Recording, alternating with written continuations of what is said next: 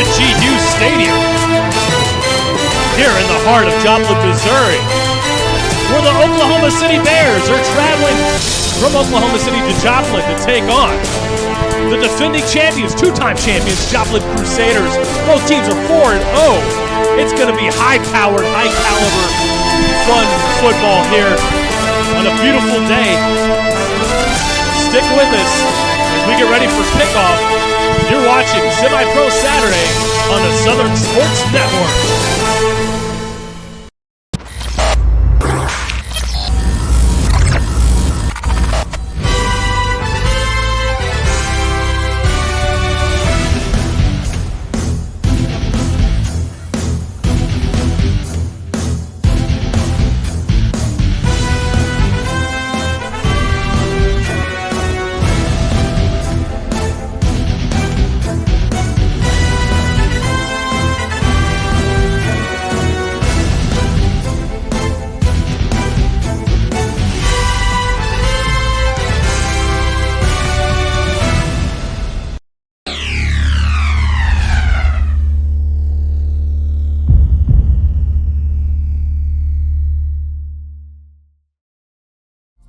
Nestled in the heart of Baxter Springs, Kansas, the Little Brick Inn stands as a testament to local charm and genuine hospitality.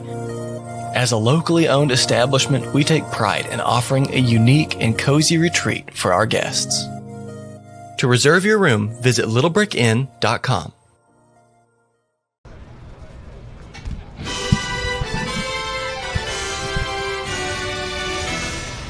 Welcome back, folks, as you're joining us here live on the Southern Sports Network through the Southern Sports Network app, YouTube page, and for the first time on the Joplin Crusaders page, you're watching Semi-Pro Saturday with the CMFL. I'm your host, Chris Dotson, joined in the booth by the one and only, the general, the champion general, Marcus London. Hey, thank you, Marcus, for joining us today here in the booth on this high-caliber game. Man, I'm excited to be here at Fred G. Hughes Stadium. Beautiful place, great time for some great football, two great teams. Man, this is going to be a great matchup. I'm excited. It certainly is as we're getting ready for the kickoff here. Coin toss is already done. We got two premier football teams here today, man. It looks like both teams have their big boys, man, so it's going to be exciting to watch who wins in the trenches. And let's take a quick look at the stats right now. Both teams are 4-0. The Oklahoma Bears coming in with 126 points for, 79 points against, number 2 in the standings.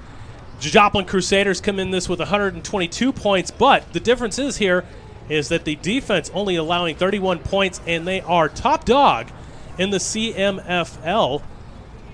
What do you think about this game, how it's going to translate, and what are we going to look for against both of these teams? With Joplin, they need to start fast. If Joplin can start fast and control the ball game, you know, they have a great chance of controlling the outcome. If they allowed, you know, Oklahoma City's O-line and D-line to dominate the game in the beginning, get their run game going, it's going to be a long day for the Crusaders. But I'm excited about both teams because, you know, both teams, you know, like you say, they come in here 4-0, play some really, really, really good teams. You know, there's not a lot of sorry teams this year in the CMFL. No, there's put it like that. There's really not. And good point. You know, we've got some great teams coming into the great competition here early on as we're going to see some great teams playing against each other. This one being one of the best ones here as we are about ready to get started. And it looks like Joplin's going to be kicking off. Joplin wearing the white. The Bears coming in with the black. Yeah. Boy, it's hot out there today. All black on a day like this. We got the legend back deep, number 14 today, Danny Knighton, the Dark Knight. I'm willing to bet. Does he get a kickoff? What's the high-low that he makes a kickoff on this first return? Nah, this is going out of bounds. Okay. As we are getting ready to get everybody set up, looks like we've got chain crew trying to get everything assimilated there. That's always the biggest obstacle. Yeah. Pre-game game crew. Oh, absolutely. It's always something, I'm sure. So we're working on getting that. Love it, man. We got an opportunity to play the game we love, man. You got to love it. Gorgeous day, a little bit humid. Of course, we've been having a lot of rain, ton load of rain, and we're going to get more. Yeah. And we might have some damaging winds, thunderstorms if you're in southwest Oklahoma to south central. Definitely watch out for that because, well, it's going to be pretty bad. So if you're watching us down there, definitely make your preparations and get your bug out bag ready because it's going to be live. Hey, if you got some score updates, go ahead and drop them in that live. And we are off. It is a high boot taken. He tried to kick it out of bounds, and Mr. Mole on the return, he takes it back to about the throw. The ball is on the ground.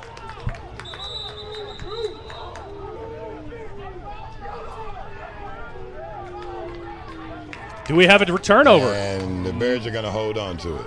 Oh, lucky bounce on that one for the Bears. Let's take another quick look at that. As that ball, he was running. It did pop out. I thought he might have been down beforehand, but that ball's still going to the Bears' way. Ball's going to be placed at the 45-yard line. 55 if you're Canadian, Marcus. First and 10 for the Bears. What do you expect from this first drive? They're going to try to establish the line of scrimmage. So we're looking for some heavy runs. In the backfield. Okay.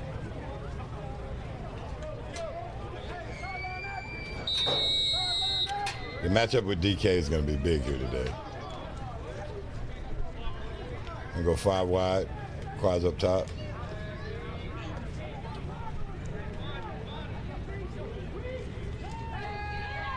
Little screen on the outside. That's a fumble. He gets back on it. Looks like the ball is bouncing the Bears' way early. Yeah, they got away with 2 right there. 2 costly mistakes early. Let's take another look at that one.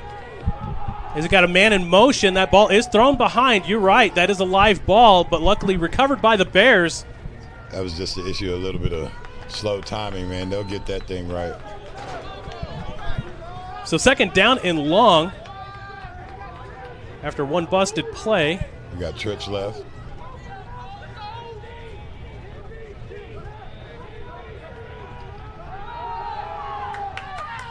Stumble in the backfield, couldn't really get going. I think that's number 28. Another reverse play on the play. Reverse play on the play, is that even a thing? Apparently it is. We'll see it again. Another simple handoff, tries to bounce it to the outside, does not get anything. That Joplin defense was there. It's almost like Joplin has studied film. Yeah, Joplin was definitely ready for that play. So trips to the bottom of your screen this time. Third down and long. A little bit of pressure. Nice ball. Nice ball. Is that caught? Yes, sir. That was that a very is nice caught. Ball. Very nice ball Pulls indeed. it in at about the 29-yard line. We'll see that one again. Beautiful pass and catch. Right on the money. I couldn't tell if he had the ball or not. That was a beautiful catch. Garrett to Bama connection for about 30-something yards. Garrett definitely one of the top quarterbacks, if not the premier quarterback here in the CMFL. Yeah, and I mean, that's definitely a backbreaker for Joplin's defense. 3 negative plays with the special teams and then give up a bomb like that. So trips to the bottom of your screen again. Another inside run, handoff. It's going to net him about 4 yards on the play. I believe that's Terrell Buchanan on the carry. Buchanan, the former Gator that's moved over with the big mass migration to the Bears, has definitely helped out his squad this year. A dynamic back. Not only does he have wheels, but he's also hard to bring down. Very tough guy to bring down.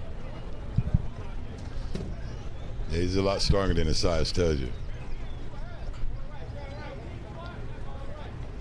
So they're going to stick with the same formation. Trips to the bottom of your screen. Trips left. Garrett is back in the shotgun formation. Buchanan right next to him. Man in motion. Maul in motion. He's looking to the left. Big play, DK. Got a man open. Dark Knight. No good. Couldn't quite bring it in. Great effort. Couldn't quite bring it in. That's going to be a good matchup there today. I agree. They're going to try to take advantage of the young man, but that young man's quite an athlete. We're going to watch that again. Coming out of Prescott, Arkansas. Ball's in the air and just off his fingertips. That would have been 6 if it was just about 3 inches shy. So, second down and 10. It's going to bring up 3rd and 5. Excuse me, 3rd and 5. I'm sorry. Thanks for getting that correction there. He throws a flag, free play. Touchdown, Bears. DK does a Spider-Man on the goalpost. We got a flag on the play, but we believe this play is still going to stand. That is a free play on encroachment, and that is 6 points for the Bears. Let's take another look at that one. Is that you definitely saw a whole slew of Crusaders come in, and that is just easy money. When it comes to that situation, that's baby Aaron Rodgers right there. Garrett has mastered that. It's something you got to be ready for every single time you face it. Oh, absolutely. So they're going to bring up Legatron for extra point try. Mr. Automatic. He has missed on occasions. Now, it's not very often that he misses, but every now and then. Now, he's got the sun to his eyes. The snap's down. Hold is good. Ball is up, and it is good. So, 1:57 left to go. Your score is 7-0, Oklahoma. And we'll be right back right after these messages.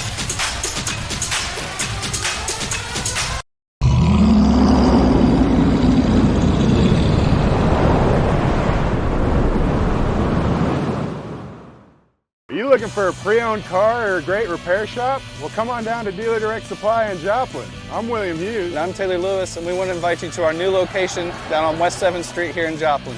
Check out our inventory online or visit us at West 7th.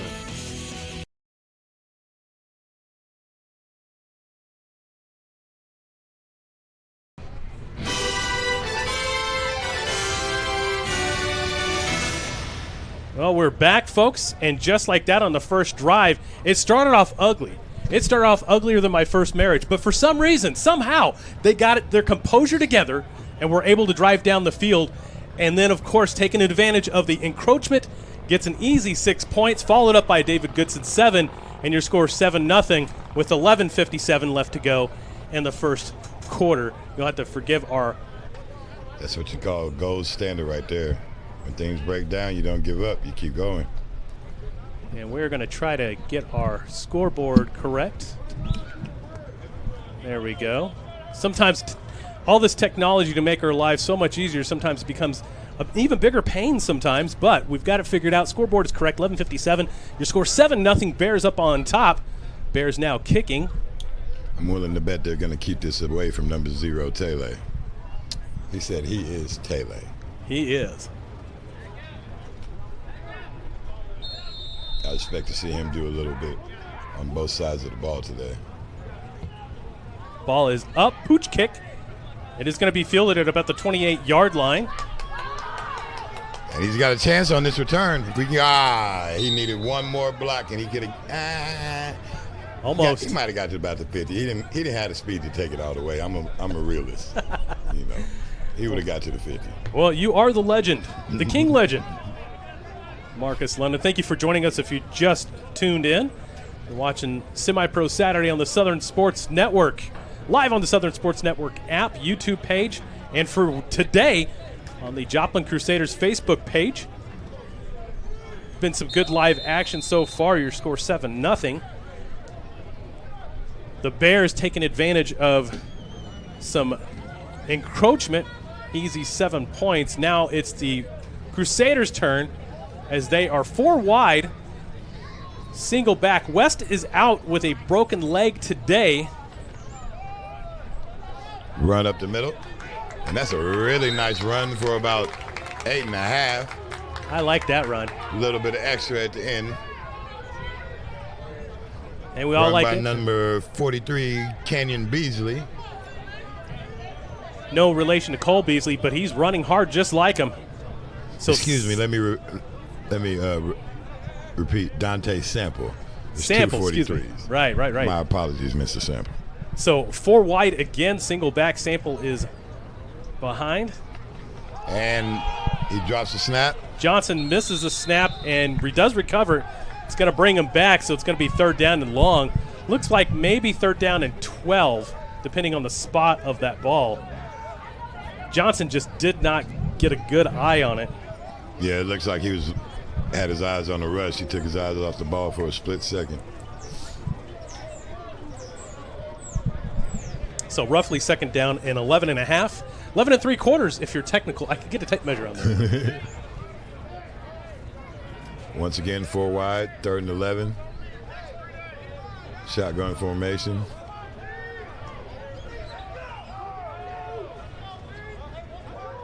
Opportunity for a lot in the middle of the field.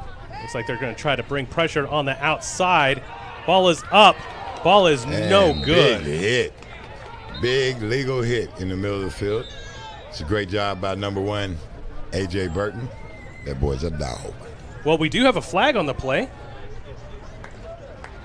Let's see what is going to be called. It looks like it's going against the Bears. Let's see if we can get some information from a head referee. Encroachment. That's going to save this Crusaders drive. That's going to give them free 5 yards. And this drive stays alive. 3rd down and roughly about, what do you say, 7? Yeah. He's going to have to be a little bit smarter on this play. He kind of floated that one and came away a little bit lucky. It didn't get picked off. So 4 wide again, single back formation. Everybody seems to be stuck on their offensive formations for the first drive. Johnson's got the ball. It's fine. He's looking. Ball's up in the air. It is contested. It is no good. Well defended. Double coverage on that play, and it's going to bring up 4th down. Great play by the Bears defense. Secondary, a lot of games have been a question point, but today they're sticking to them and showing that they are not questionable at all. Well, the question now is, are we going to see a punt? Which it looks like they're bringing out their punt formation, so it's not even a question right now. Question is, are they going to kick the DK? I would highly advise not to. I would be standing right on the sideline at the 20, telling him to kick it to me.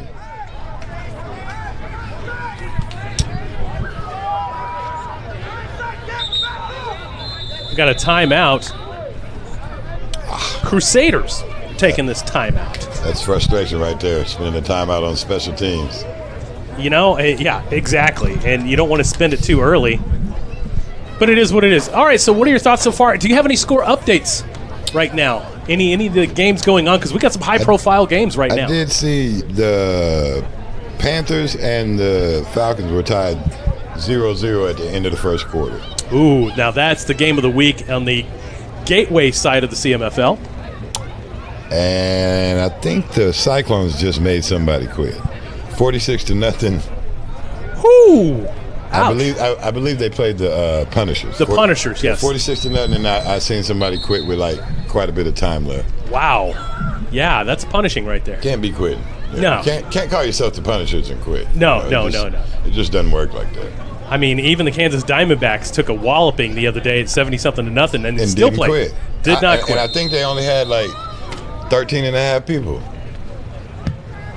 And Squib they kick to Daniel Knight. He plays with him. He toys with him. He's shifty. That was a great coverage. Did not give up on the play, and then Bears going to take over at the 14-yard line at the 1 hash, 1st and 10. So if you're the Joplin Crusaders, what do you need to do on defense? On defense, I mean, there's not a whole lot they need to change up. They got scored on a busted play, with the offsides. So I think they'll adapt and be just fine. I see Taylor's out there at the other corner. So he's definitely making some adjustments on defense, making sure that no other blown coverages that are going to result in more points. And one of the benefits Joplin will have today is the fact that they're going to have a wave of D linemen going in and out the ball game. So we're going to see how that affects guys like Mr. MVP Paris Williams. But most of those guys are in great shape, so I don't expect it to bother them too much. Man in motion. Ball's going to be placed on the inside. It's going to be stuffed. Maybe for, I would say, a half-yard gain, if that. Might get him back to the original line of scrimmage, second down. Man, and that is great play by my man Manu. That man's always got his head in the right direction.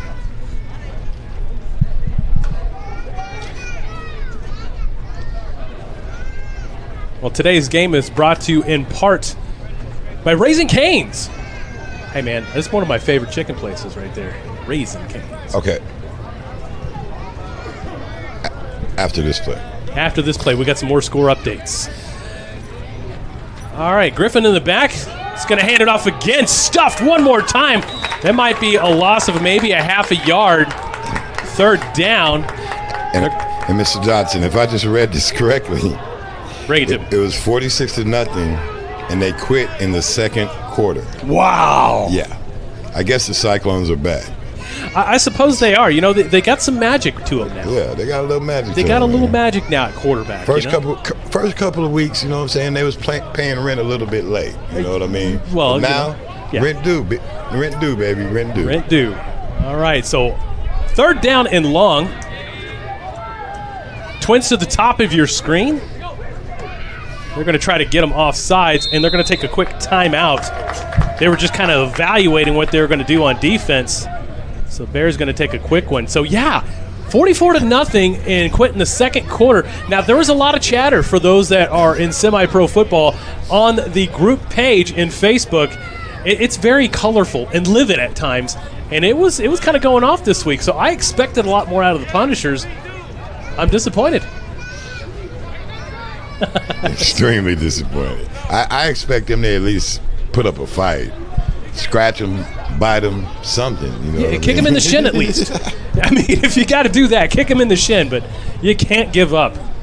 Now, I don't know if they had low numbers. We're going to have to find some more story, and we'll definitely find out, and I'll cover that in this week's show, which we'll talk about that here really soon, as there are major changes coming faster than what I expected for what's going to happen with Semi-Pro Saturday here on the Southern Sports Network. I'll get you guys up to speed on that one here soon. But in the meantime, Garrett Griffin and company are getting ready for this long third down play as they were stuffed on two back-to-back run plays. And we've got a stunner right now. The Hawks are up 18-6 over the Gators. Wow. Griffiths is going to be tattooed, and he is going to be sacked for our first sack of the game. Coming at the most appropriate time. Here it is on the replay. I mean, they had him boxed in pretty nicely, and it got him the gaps on the outside and the inside. Griffith had no place to go, and that's going to bring up David Goodson to punt it away. And if you didn't catch that, again, I said, the Grove Hawks are up 18-6 over the Tulsa Gators. The Hawks, man, I know they've got a dynamic quarterback, and I knew it was going to be a little bit of time before they really start getting things going on. But what? What? And when you've got a great leader like Asen Cross and one of the most underrated wide receivers in the game, Deontay Crutchfield, you can make anything happen. That ball is going to go out of bounds at around the 45-yard line. Smartly placed and smartly played. First and 10 for the Crusaders.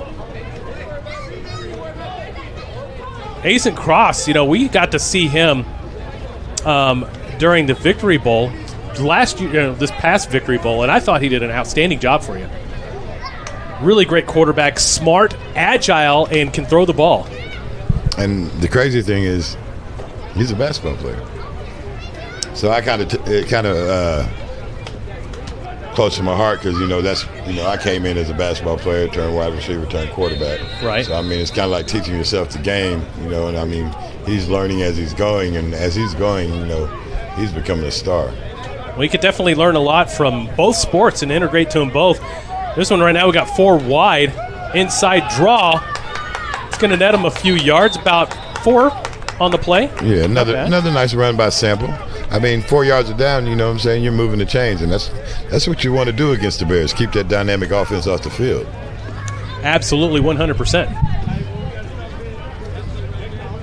We'll have to check on the Eagles score. I know that they're live on the Eagles network on YouTube.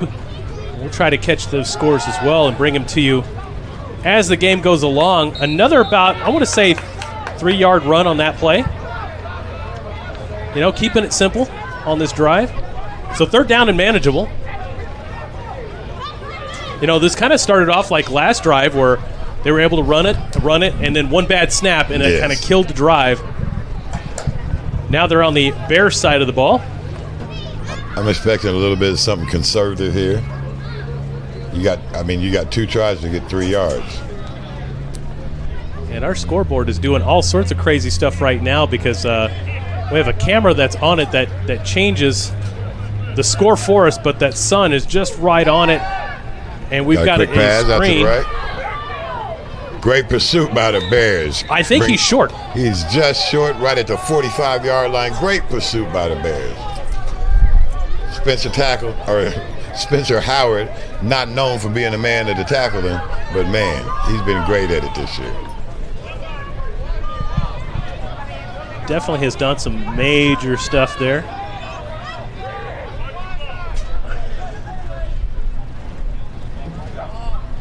Bears coming hot, run up the middle again. Stuffed up, nowhere to go. Now the question is where is that ball spotted? Because it looks like he might have it. They're getting a great Crusader spot. It's kind of like I like that enunciation that you got there. It's kind of like that Sooner Magic. it's that Crew Magic. Nice. Crew Magic. Sam, there's nothing wrong with it. Everybody deserves a little Crew Magic these days. Well, 1st and 10 for the Crew, extending the drive.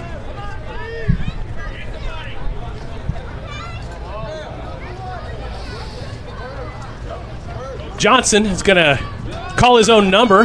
That's a follows big the man. blocker, and it looks like he might have picked up a 1st down on that run. All he had to do is lay down. I mean, he's a tall man.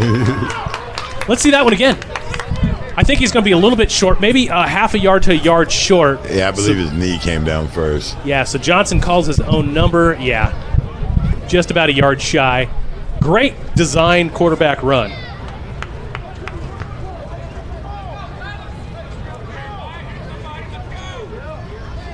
So 2nd down and about a yard, maybe a yard and a half. Seen one pass so far from Johnson. He's going to get that play action. He's going to throw it up in the middle. He's got his man. 1st down. Way to keep his concentration there. Initially bobbled the snap, but continued on and made a good play. Looks like we might have holding in the backfield. We do have a flag on the play. And it is holding, and it's going to go against the Crusaders. And that's going to negate a good pass and a 1st down. So bring that ball back. As we got a penalty on that one. It's going to place the ball at the 45-yard line. It's going to be 2nd down. And about 12. 2nd down and 12 is what it looks like we're going to call it. Crusaders bite themselves in the foot one more time.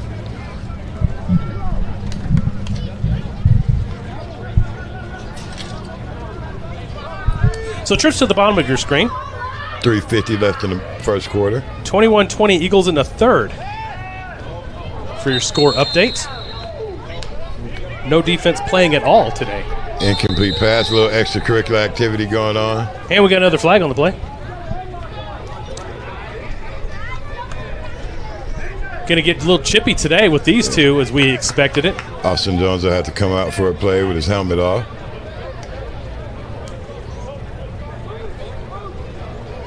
Usually when somebody's helmet off, the flag is on the other team. Yeah. 2 fouls on the play.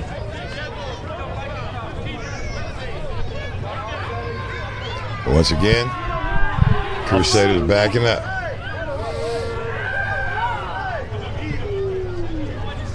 Now Jones played in the what was that? The name of that league, the fan-controlled league. Fan-controlled league, and also the NAL. Going from arena to, that was a lot of fun with the fan-controlled because there was a lot of celebrity owners. Yeah, a lot of that you got to see. Drewski had a team in there. That was kind of cool. And it was based in Atlanta, so all you did was run into the celebrities. So 3rd down and long. That's going to back them up to Oklahoma. Yes, sir. Or Kansas if you're in this direction. Punt team hot. Punt team hot. So they got to get to the line of gain. It's going to be at the 33-yard line of the Bears.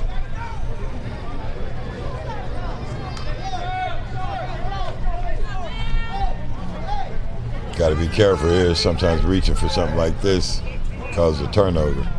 So 4 wide. Johnson's going to get the snap. Trying to roll out to find somebody. He's got the ball in the air. Nothing doing. Double covered, too. Good place to put the ball where only his receiver could get it.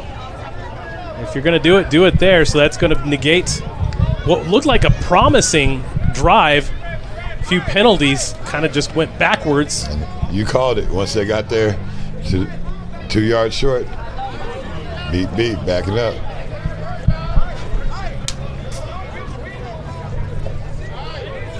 So the Eagles are up 21-20 with no defense in their game.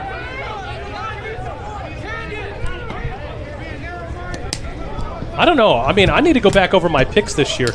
I did a lot better last year. I was on fire last year. This year, not so much. It's been a little spread out. Because it seems like teams got a lot of teams got a lot better, so it's kind of hard. Got a quick kick. Once again, they kick to DK, Dark Knight.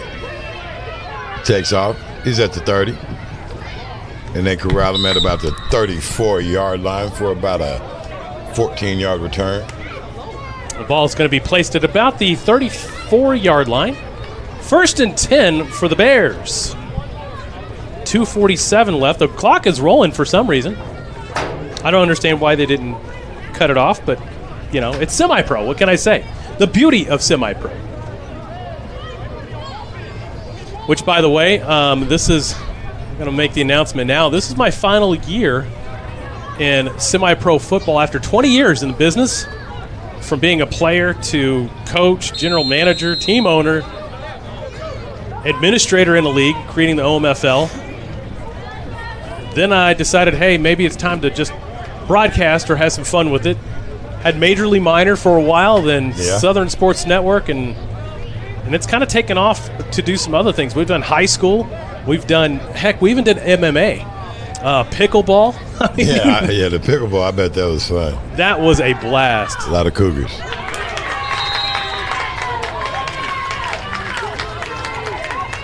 So 2nd down.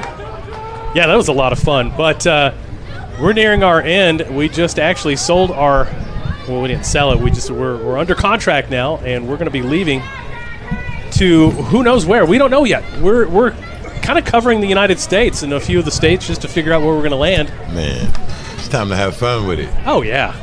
You worked hard this long. Coming out trips, right?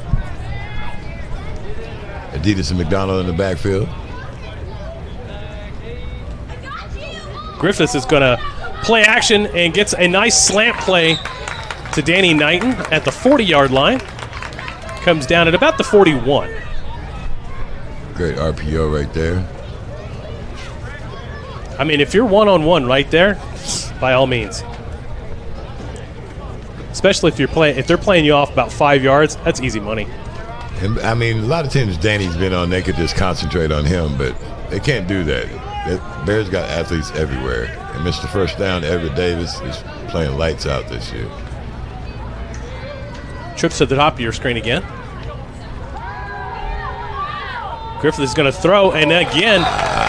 Second drop by DK today. That's not like him. So it's going to bring up 4th down now at about 3.5. So it looks like they're going to call for a punt. So back-to-back stall, if you will, for these drives. And we are 1:45 to go before the end of the quarter. Still 7-0 here in Joplin, Missouri. Both of these teams kind of jabbing each other just like some heavyweight matchup fighters. One bone play is the difference so far. Legatron in the punt.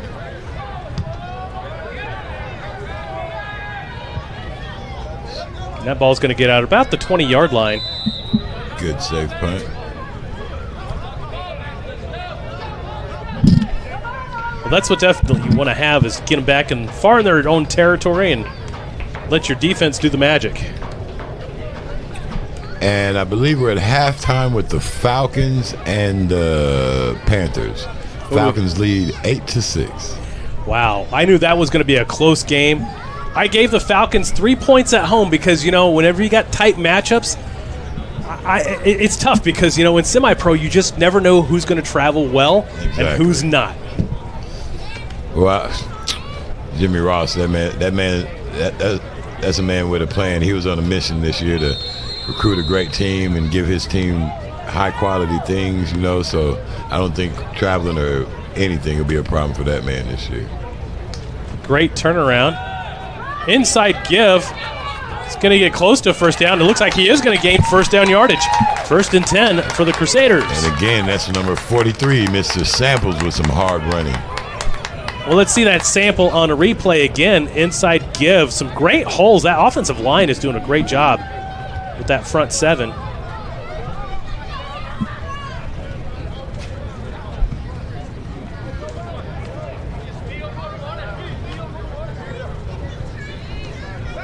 And I think that's what Johnson's going to need to open up his playbook, is trying to get some good hard runs on the inside. Here's another one for about another 7, maybe 8 yards on the play. Yes, sir. Correction, 9 yards. Coming up just short of the first down.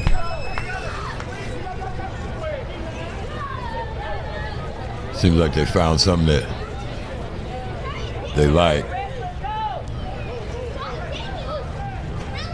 Sam's one that if it ain't broke, don't fix it. Keep going with it. Well, it looks like they're going to go back with a 4 wide set. Johnson in the backfield again. Sample right next to him. Another inside give. Or we're going to do play action. Play action this time. A little dump off to the outside. It's going to pick up a few yards on the play. Get him down to the 45. QB gets up that ball out a little bit quicker, and they might pick up that first down. Yeah. That was kind of a floater to the outside. Kind of a shot put pass. That's what I like to call it. Shot put. That's going to be the end of the quarter. We'll be right back to get on to the second quarter here in the showdown at Fred G. Hughes Stadium here in Joplin, Missouri. We'll be right back.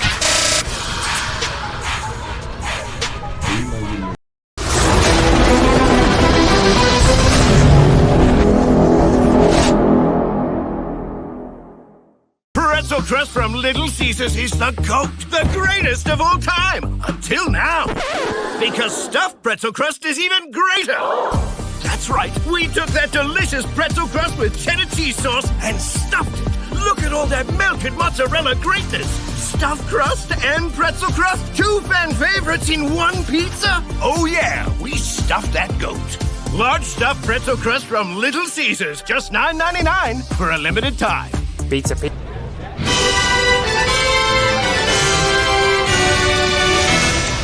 Well, welcome back. It is the second quarter here.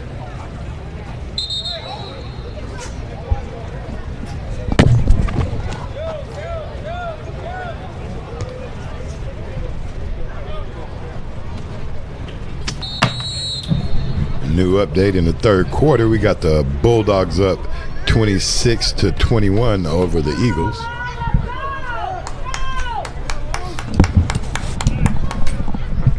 Joplin comes out. Second down and long 5. Trips to the left. And they're changing up their formation now to, like you say, trips to the left. They're going to motion. Sample's going to get the ball. He's going to pick up that first down yardage and more. He's got it to the 40, to the 30, to about the 27-yard line. 1st and 10. for the Crusaders. Sounds like we've got a flag on the play. Seemed like that flag came out a little bit late. It's encroachment. And so that play is going to stand. Let's see that again. And just a great play in the inside run right there. The motion really kind of shook the linebackers and kind of stalemated them back. And at the half, Hawks are up 18-12. Wow, St. Louis. You say the Hawks? Excuse the Oklahoma Hawks. Wow. Up on the Tulsa Gators, 18-12. What a great Play game action. that is. Scrambles left. That's exactly what they want to get him to do, but he throws a dot for a touchdown. Joplin Crusaders.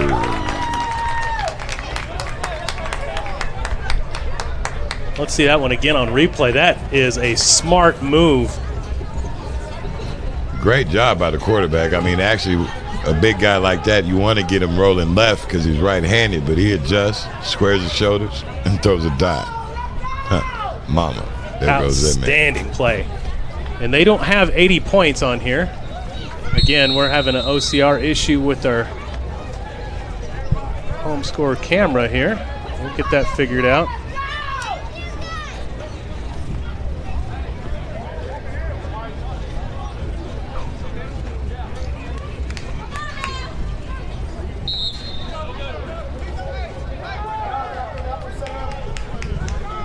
And it doesn't look like they got it, so your score 6-7.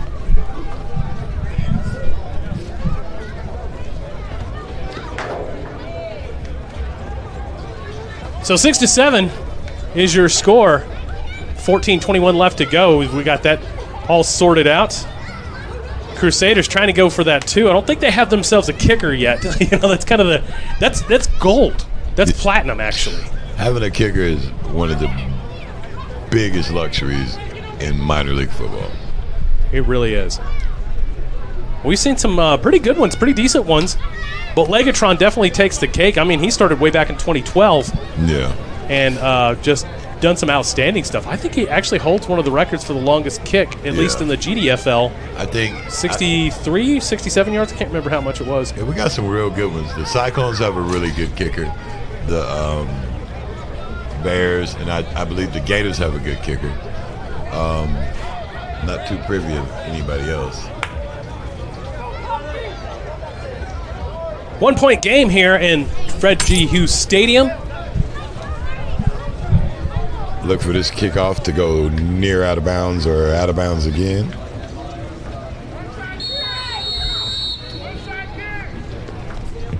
It is an onside. It is an onside kick. Great bounce right to. Is he going to make a play if he gets this block? And it looks like that's where it's going to stall out at. Within Crusaders territory at the 48-yard line. 52 if you're Canadian. Great work on the play to come up with that ball. He ran 30 to get 3, but hey. 1st and 10 for the Bears. Now the Bears, you know, if you're Kevin Cox, or actually it's not Kevin Cox, it's Coach Griffith now controlling the offensive plays. Yes. What are you doing? What's your play call at this one? You got try to establish that running game, man, but you got so many athletes on the outside, man. You got to attack that secondary. They're missing Dougie Moore, so I'd attack them safeties, definitely. B.J. Richard, he's quite a free safety, but the other safety on the side isn't used to playing as much, so I'd attack that. Griffith's going to hand off to the inside. Nothing doing. They trying to hit that A gap, and every time that they've tried, it's just done nothing. Great stop by another Uso.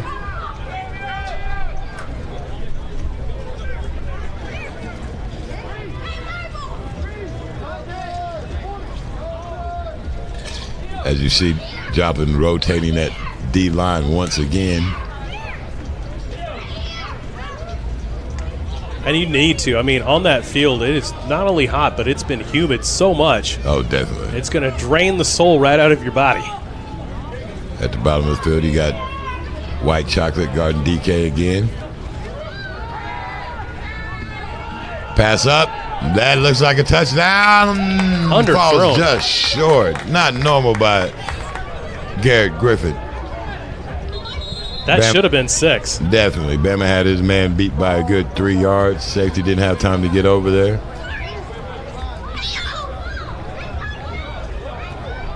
Is that TJ Austin limping?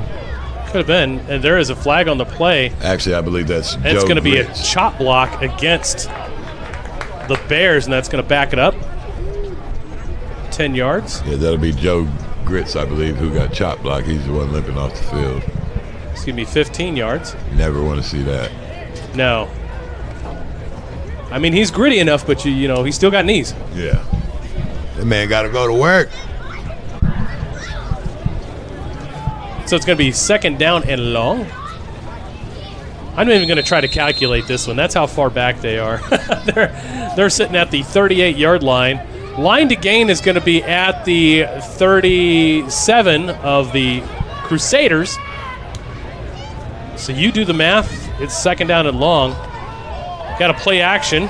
Griffiths is going to connect. And speaking of connections, a whole slew of Crusaders goes to meet him. Ball's going to be placed at about the 47-yard line, 3rd down.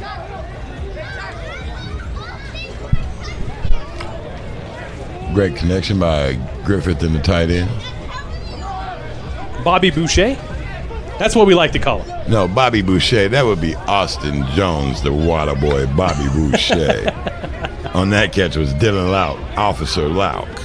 Actually, it's Luke. Luke. My bad, bro. Or we like to call him Luche. So 3rd down and long. Try to get him with the hard count. They're going to take another timeout. So the Bears are down to 1 timeout with 12:21 left to go. Could really shift here, you know, if Joplin's able to maintain the drive before halftime. Yeah, they certainly are. But we're going to take a quick break. We will be right back right after these messages. You're watching Semi-Pro Saturday on the Southern Sports Network. Semi-Pro Saturday is brought to you in part by 950 Ways Graphics, professional graphics for players, coaches, and teams. Trust the pros at 950 Ways Graphics and look them up on Facebook at 950 Ways Graphics.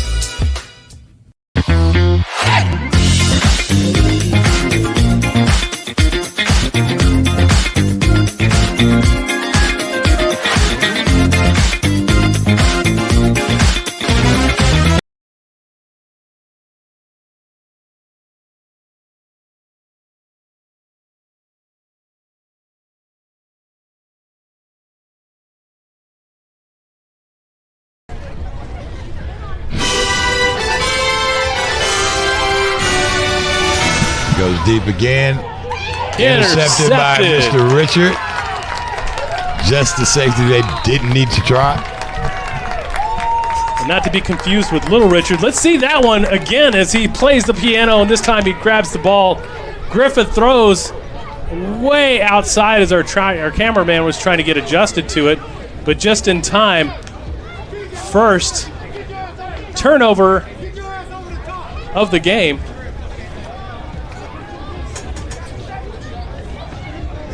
Just in time for the Crusaders. Crusaders going to take over at about the, I want to say, 13-yard line. 1st and 10, 12-10 left, 12-10 left to go in the first half. Again, 2 teams that are really trying to get that first place.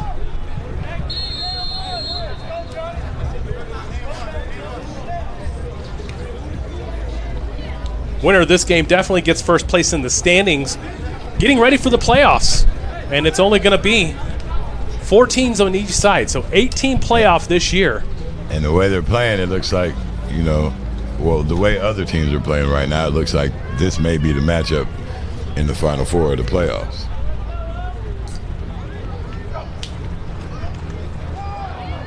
Nowhere to go in the backfield. Great play by Mr. Colbert.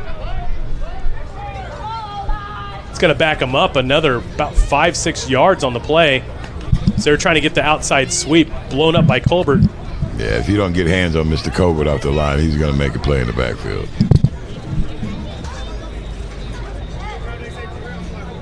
So that's going to back him up to about the 7-yard line.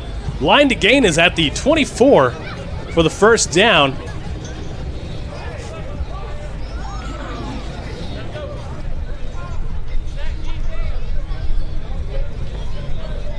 So trips to the bottom of your screen. 2nd and 15. And we got a flag on the play. Back him up halfway, delay a game. This delay of game is brought to you by On Delay Airlines. Always late, never on time, on delay. Otherwise known as now Southwest. And what a turnaround Southwest has made. They were a great airline for a long time, and then they got bought out by the Elliott Group.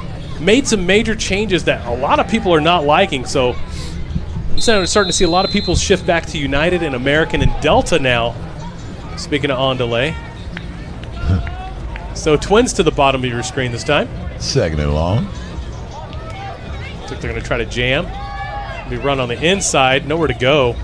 Trying to power to the 5. Got a little lucky right there. A little bobbled exchange between the quarterback and the running back. That could have been disastrous. Yeah, I've seen it quite a lot today. Not the exchange, but a little bobbled snap and taking their eye off the ball. Going to have to get that worked out if they want to play a clean game. So it's going to be 3rd down and long. Again, the line to gain is at the 24-yard line. Under 11 minutes to go. No Elliott Hawkins today that I see. Yeah, I was looking forward to seeing the truck go. It's a hard man to stop when he gets moving forward. Motion into the backfield. Flag on the play. Going to try to get it to the outside. It's got some quick wheels. And he gets upended. Suplex, but a fumbled football. He fumbled it forward, and it might have helped him just a little bit. We're going to come back and see what that flag is all about. Camera operator missed some of that play. Let the dock his pay. Yeah. We'll take a look and see what this call is by the official.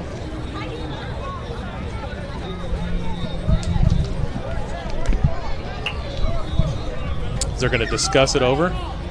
But yeah, he got suplexed at about the 18-yard line. What we like to call a DOA. Yeah. That was WWE Raw. Where else but here on Semi-Pro Saturday, you're going to see such entertainment. We like to cross-thread between different sports. Maybe that's the future of semi-pros, taking wrestling and hockey and football all together. You never know. You see somebody pulling off their jersey and starting to hit them. We got Sippy in the game, Jamarcus McGee. He's trying to huddle with the Joplin Crusaders.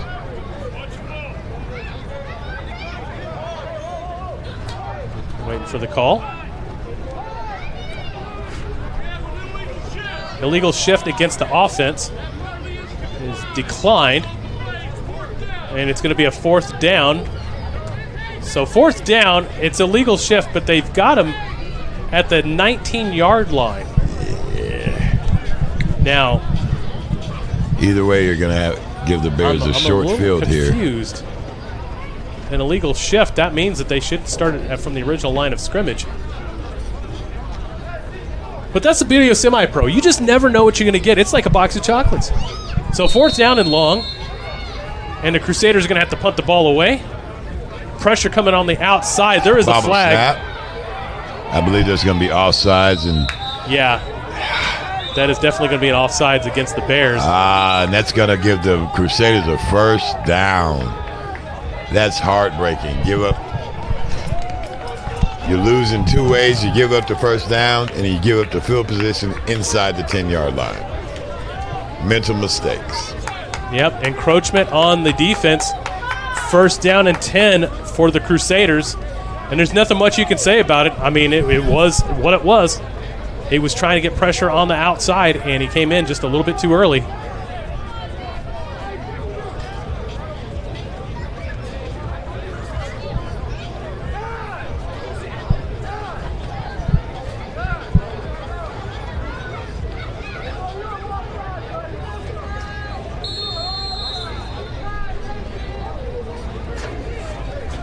So, drive does not stall, gets breath of fresh air, breathing new life on it. 4 wide again.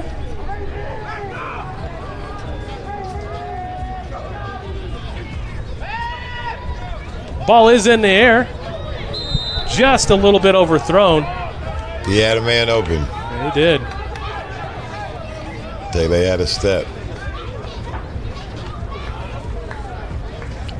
Feels like he's pushing the ball instead of passing the ball. If he gets to relax a little bit and gets his feet under himself, he's going to start hitting those passes for big gains.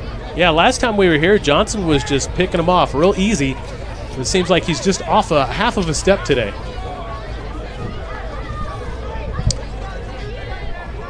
So 2nd down and 10. Line to gain is going to be at the 34-yard line. Trips to the bottom of your screen this time.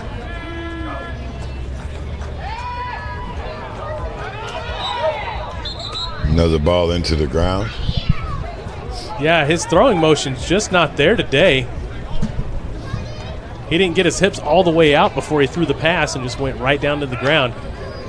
Luckily, that one was thrown just in front of him. Otherwise, that could have been a scoop and score. Yes. A lot of instances, a lot of guys get in their head when they play the Bears. They, instead of playing Joplin football, he's playing against the Bears. Just needs to relax and do his thing. Can't take anything away from the Bears, though. They're making it tough for him. Oh, absolutely. Bears have always had a tough defense. You know, it seems like their game is predicated on good defense and ball control. Johnson's pass is up. And no good. Batted away at the last second. That's going to bring up 3rd down. Or correction, 4th down. Drive stalls again. And the Bears get another chance. Yes.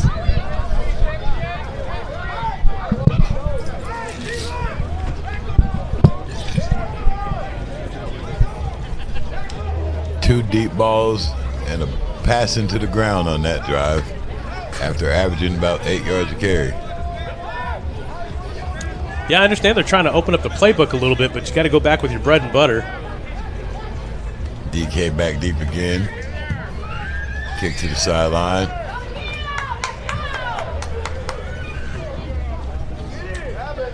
DK's going to try to swoop in. That's just asking for trouble there, though.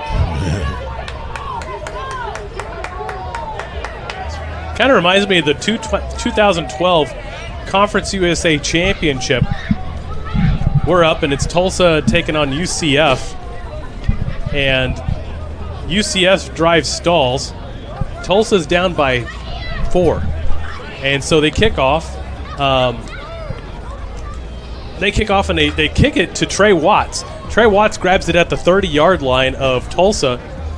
And this is, of course, he just kind of backs away from the ball. UCF players come in. Gunners kind of surround the ball, but there's nobody else around, and they're just kind of lollygagging.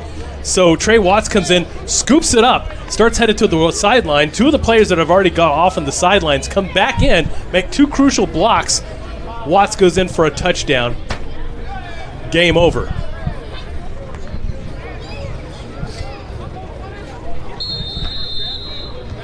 First and 10.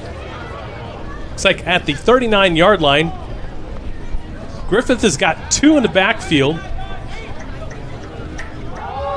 Going to hand off on the inside. Monte Thomas on the carry, hitting the backfield. We got a late flag thrown. The referee has a pretty good arm. Sure does.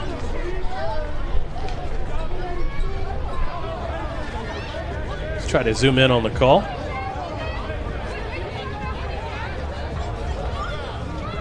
face mask against the Crusaders. It's going to give him 15 yards and a first down.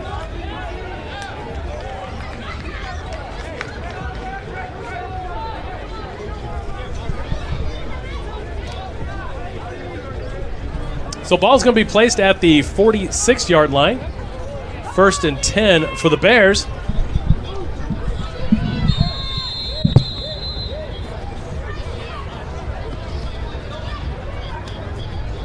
So Griffith with 2 in the backfield again. He's going to set a man in motion. To the slot. Griffin's going to fire to the outside. Does have a man open. Goes down fast. Danny Knighton on the play again. That's going to give him another about 6 yards. 2nd down and 4. Great catch by DK. That ball is just a little bit underthrown. Both quarterbacks seem to be a little bit off today. Griffith with 2-back protection again.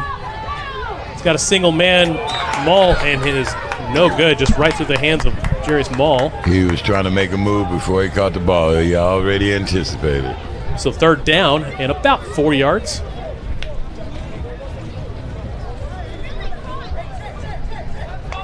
Today's game is brought to you in part by Little Caesars Pizza, official sponsor of the Joplin Crusaders football team. I believe they're selling Little Caesars pizzas down there below. Halftime. We're going to go check it out ourselves. Detroit-style pizza. Meanwhile here, Griffin has got 2-back protection again. We got offsides on the play, it looks like. Ball is blown dead. And they're going to say it's going to be not encroachment, but against the Bears is what the early call looks like. So it might be a false start against the Oklahoma Bears. So it is a dead ball foul. Encroachment against the Crusaders. And that's going to pick up another 1st down for the Bears. Ball be placed at about the 36-yard line. Crusaders fans are not very happy about that call. No, not at all.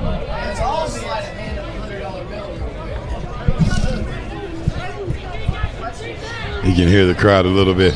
Yeah, they're not too thrilled about that one, but that's the beauty of semi-pro. You just never know what you're going to get. Sound like some Pacer fans on a Shea Gildas foul. Ooh. Bring it on early. Game number 2 starts tomorrow, I believe, at 7 o'clock, if I'm right. Yes, sir. 4 wide. Griffin's going to go back. Looking for the outside man this time. He does connect. Missed the 1st down, Everett Davis, for a quick gain of about 6 yards. Ball be placed at the 30-yard line.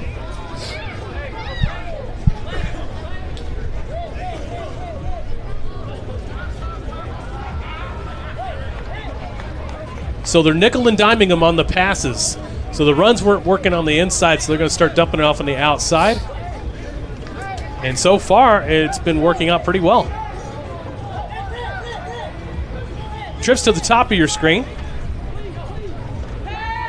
Griffin's going to throw again. Davis, this time that ball is broken up and almost intercepted. So close to being intercepted.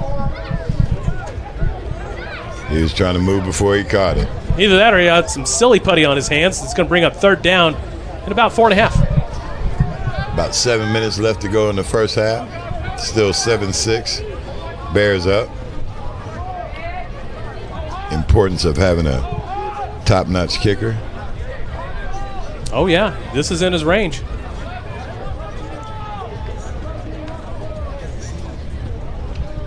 Got 3rd and a short 5.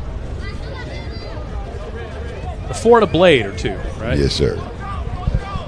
So 4 wide this time for Griffith. Mo down at the bottom by himself. Motions out.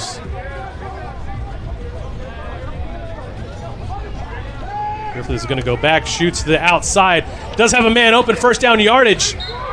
Down at the 20-yard line. 1st and 10 for the Bears.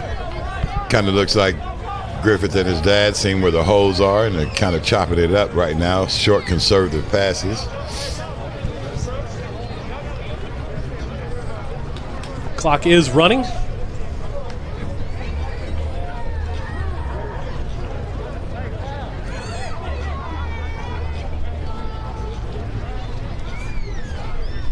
Trips right. Hand off, Terrell Buchanan. Buchanan's going to bounce to the outside. He's got first down yardage and more. He's going to be down at about 6-yard line. 1st and 10 again.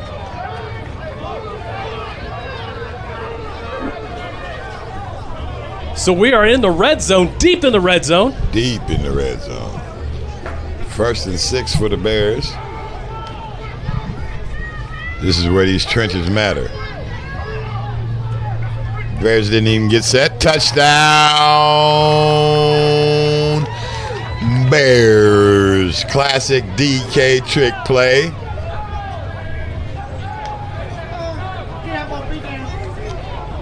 Let's see that again.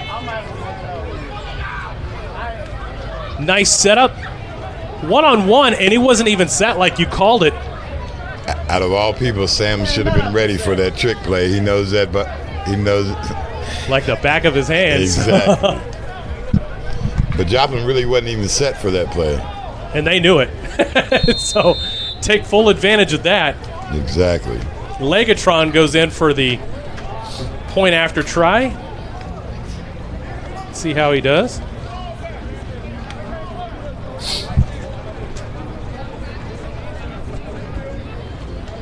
Ball snapped. Ball is down, and it is up and good. So your score, 14-6. I don't even look when he kicks it anymore. I just look at the kid in the background and see if he's going to kick it. I know good he's going to kick it. We'll be right back right after these messages.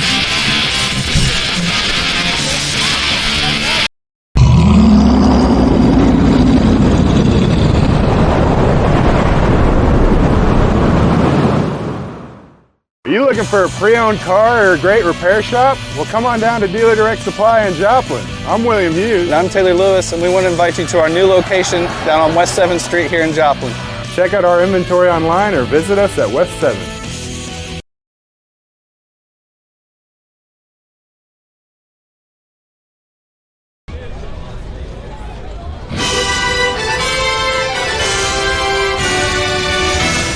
.6:11 left to go in the second period. The Bears just scored again. A great run down the field. Good connections, and Griffith connects with the Dark Knight again. Danny Knighton scores 14-6. Somebody needs to tell the scoreboard operator to put up another 7 points for OKC. I think they just don't want to put them points up.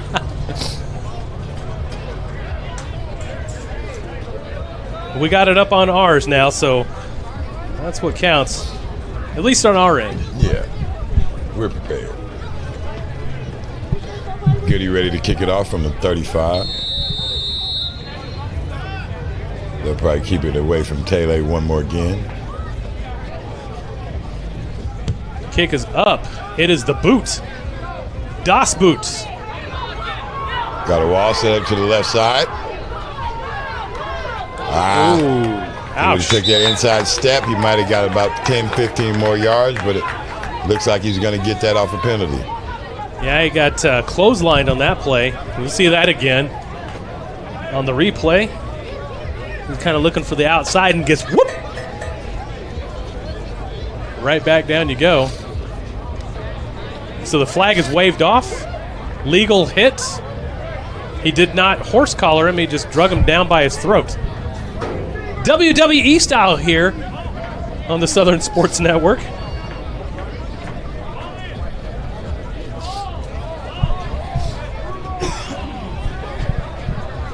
Joplin needs to throw in a ball. 6:08 left to go. As the fans are trying to call for the scoreboard to be correct on their end. Yeah, Joplin doesn't want to change that scoreboard. They're going to keep it 7-6 as long as they can. Well, we got it up on ours.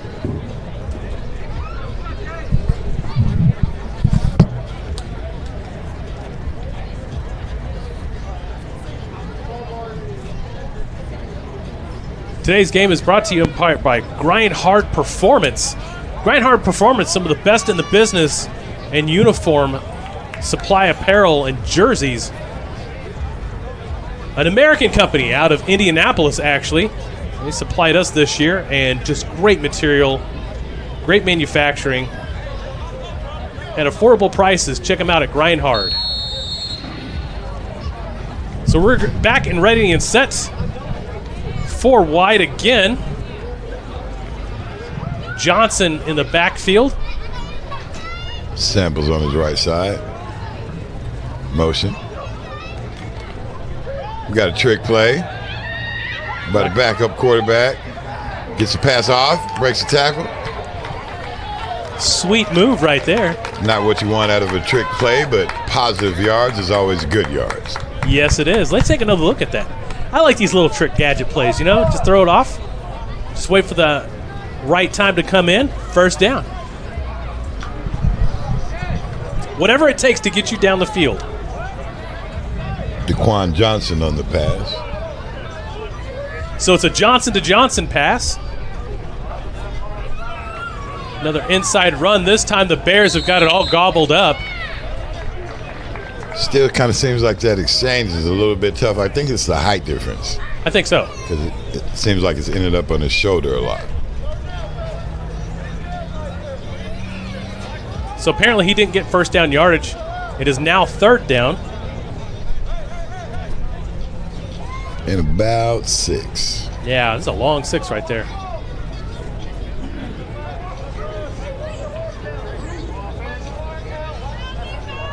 .527 to go. 4 wide. Johnson in the back.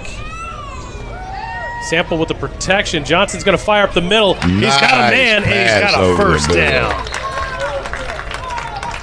And that's a completion to number 1, Jordan Smith for Crusaders.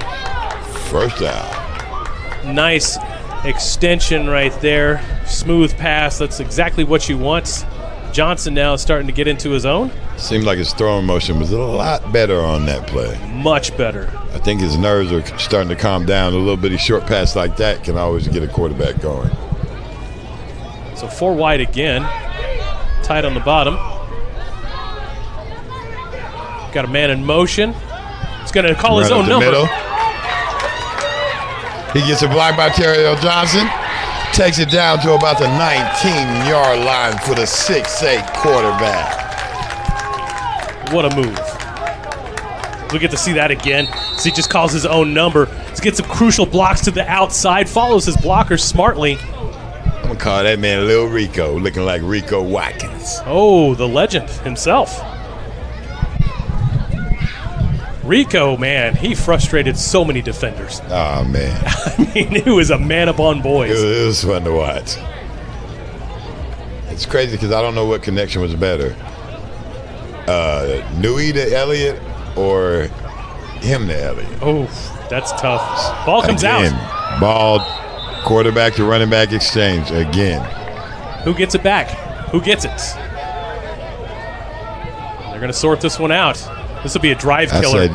Okay. And Joplin gets it back. Woo! Boy, that was really slim pickings right there. Let's see that again. Is that they really need to do something in practice on this quarterback to running back exchange. It's almost like Johnson was holding on to the ball a little bit too long. Yeah, it could be very costly. It was almost costly right there. It almost looked like a broken RPO. Yeah. I don't know. That Nui to Elliott connection is just, I don't know. That's something you don't see in semi-pro very often. Those guys were the league. We call them minor league. Oklahoma Thunder were minor league, definitely. Another run up the middle. Slippery run by Sample. Mr. Sample again, giving him a sample of exactly what he can do. And let's give you another sample of what he can do on the inside. The A gap broke out and gets to about the 10-yard line. And that's where they're going to spot it. 1st and 10 at the 10 in the red zone.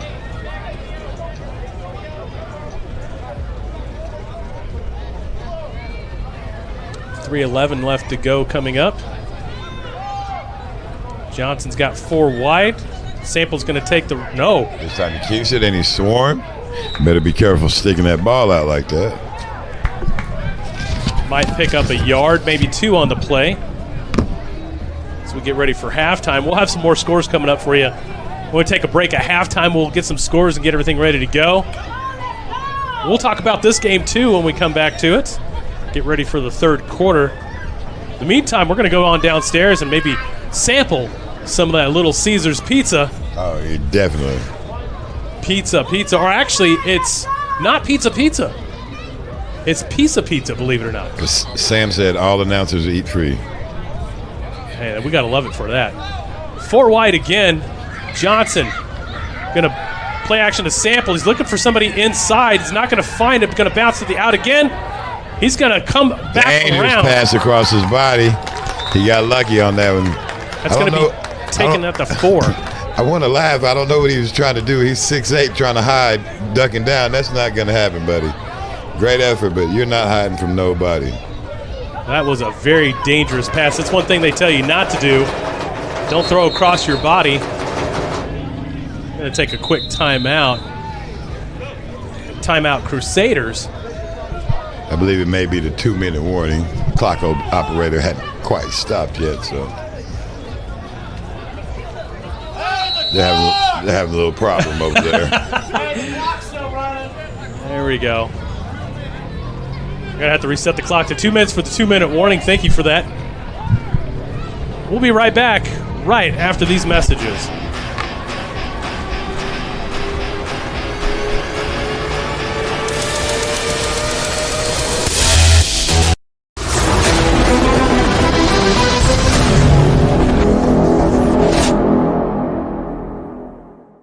Pretzel crust from Little Caesars is the GOAT, the greatest of all time, until now. Because stuffed pretzel crust is even greater. That's right, we took that delicious pretzel crust with cheddar cheese sauce and stuffed it. Look at all that melted mozzarella greatness. Stuffed crust and pretzel crust, 2 fan favorites in one pizza. Oh yeah, we stuffed that GOAT. Large stuffed pretzel crust from Little Caesars, just $9.99 for a limited time. Pizza.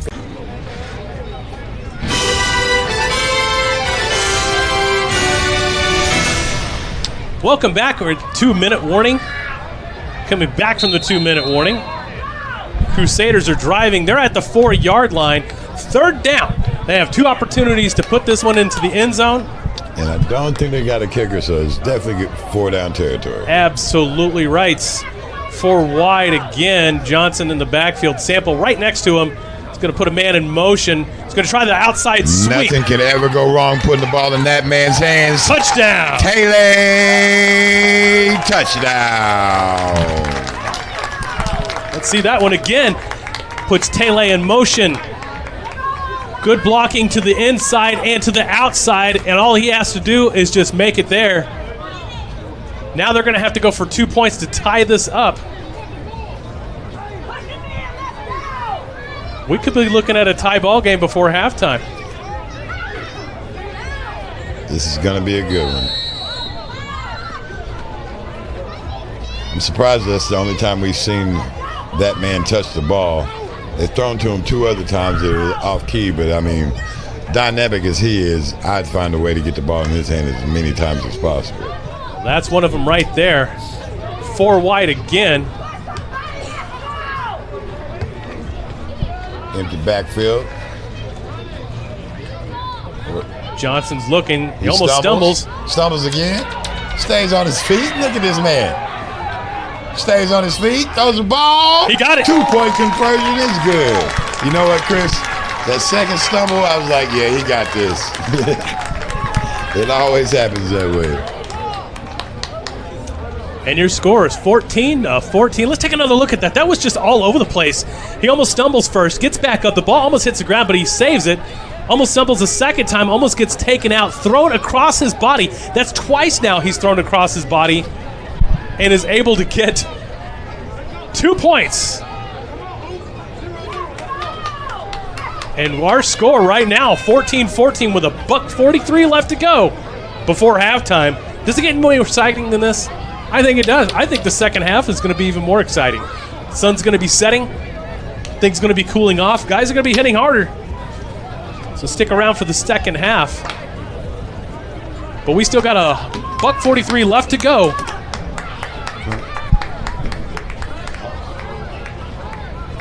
We're trying to get some more scores for you going into halftime. Kind of cooling off here at Fred G. Hughes Stadium while the game's heating up. But we all know this kickoff can change everything with the Dark Knight. Once again, smartly kicked out of bounds. Gonna start at the 35.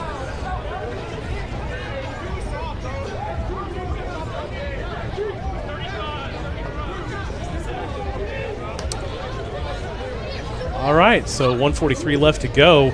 Can the Bears put together a quick drive and get points on the board? All they have to do is get within to the 20-yard line, 25-yard line. You'll be in Goody's territory to put up another 3 points to extend the lead going into halftime. Yeah, this is where Garrett Griffith is really dangerous, though. A little bit of hurry up. You're definitely going to have to jam the receivers.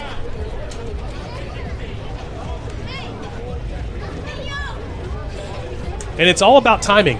If you disrupt Garrett's timing, you can throw him off and you can actually make good things happen for your defense. You got 5 wide with Moe, Knight, and Thomas and trips.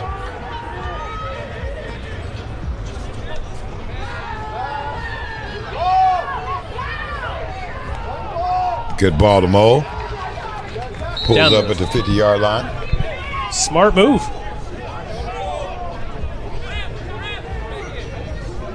Clock's running. Actually, clock stopped while they set the chains. 1:35 left in the first half. Now the clock is running. See if there's any more Garrett magic to be had. Quick out. Once again, pass a little bit low. He does get it, and the ball stays inbounds. Clock continues running. Couple more nice passes, and they're in Goody range.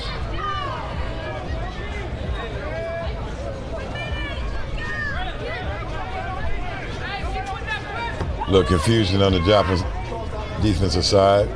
You can't have that. You can't have any confusion right now if you're trying to defend. Good block by Monte Thomas. Garrett Griffith still under a little bit of pressure. Reached out. Did he have enough for the first down? I think he's short. They're going to mark him about a yard short, and that ball and that clock is still rolling. And the Bears are going to get a timeout. That's their last timeout. So, 39.9 seconds. That .1 means a lot. It does. Especially trying to drive down the field, and they have no more timeouts. They were trying to save their timeouts so that way they can get it for Goody, but Bears have 0 timeouts. Joplin still has 2.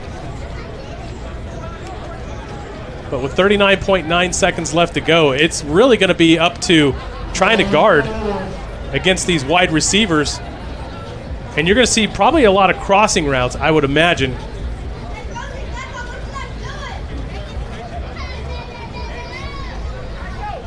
Sam Sturgis trying to get his crew together, get them on point. Most teams right here would be,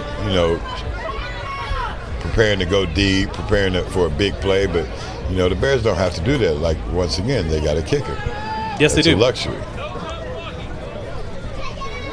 So, like you said, crossing routes, they really should concentrate on the outside, but, they got enough time to get up and run 2 or 3 plays.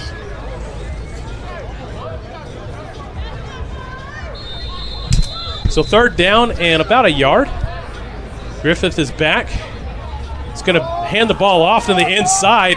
They're going to stop him. Hand off to Monte Thomas, just short of the first down. And they're not going to stop the clock. They got 30 seconds. It's 4th down, so the defense, if they can hold this together, might have a turnover. Not sure if they're going to run a play. Well, they do have to run a play, don't they? It's on the 25-second clock, not a 40. Expect a go ball here to DK. Anything can happen. He's matched up against White Chocolate, number 17, the man from Prescott. DK across the middle. Monte Thomas wide open. Can he make a play? Shakes him. Touchdown, Bears! Monte Thomas, the fastest man in Arkansas. How did they miss him? Concentrating on DK. And here's the replay again. Wide open. Nobody there. Does not step out. Poor tackling on the outside. 20-14 is your score right now. The time has expired, but they do get a point after try setup. So an opportunity to extend by 7.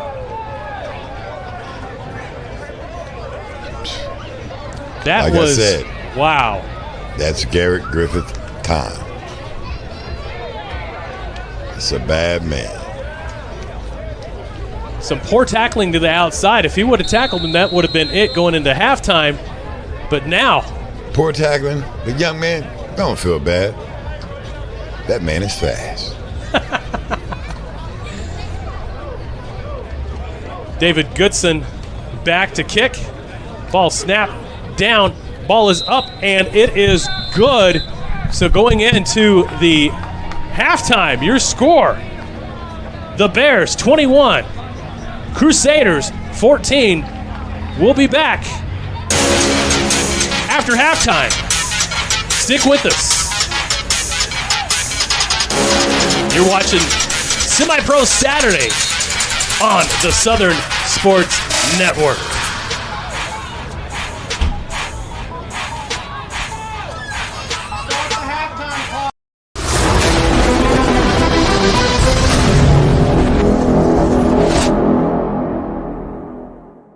Are you looking for a pre-owned car or a great repair shop? Well, come on down to Dealer Direct Supply in Joplin. I'm William Hughes. And I'm Taylor Lewis, and we want to invite you to our new location down on West 7th Street here in Joplin.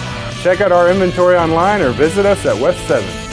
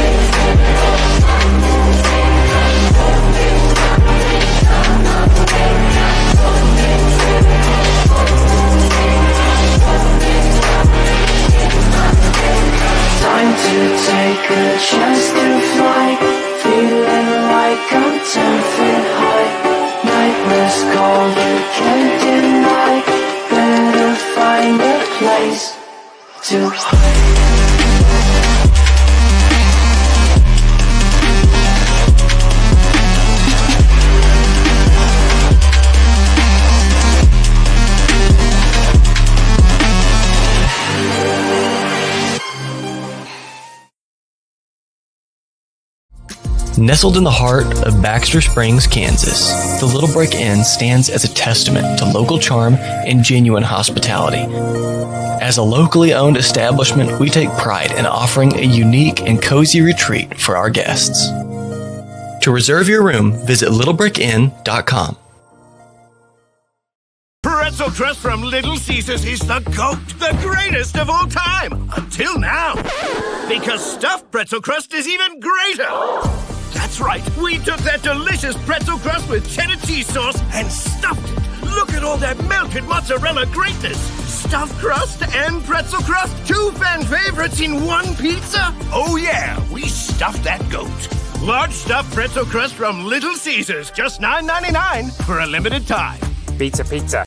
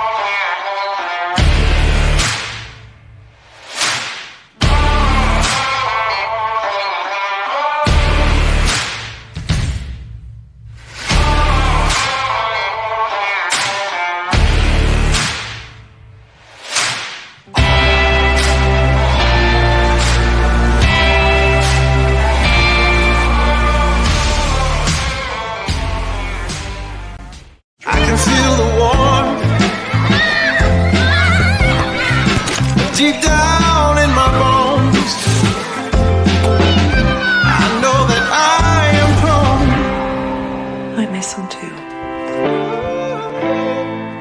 Love brings us here. Together's where we all belong. You're my home. My home. Today's game is brought to you in part by Todd's Coffee Roastery, creating flavors for the most sophisticated palates to the everyday coffee drinker. Contact Todd's Coffee Roastery at toddscoffee.com and use promo code SSN25 to receive a 25% off discount on your order.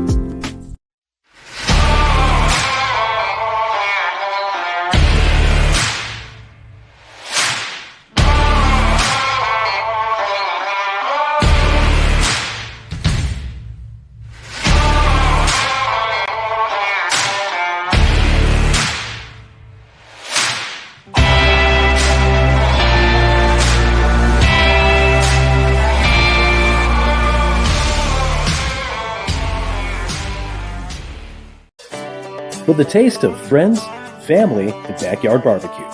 Bentonville Brewing Company. Family owned, family operated, family friendly.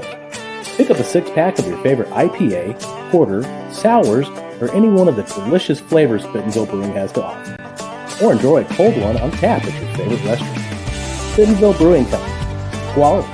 Consistency. Assume your natural state. Bentonville Brewing Company, Bentonville, Arkansas.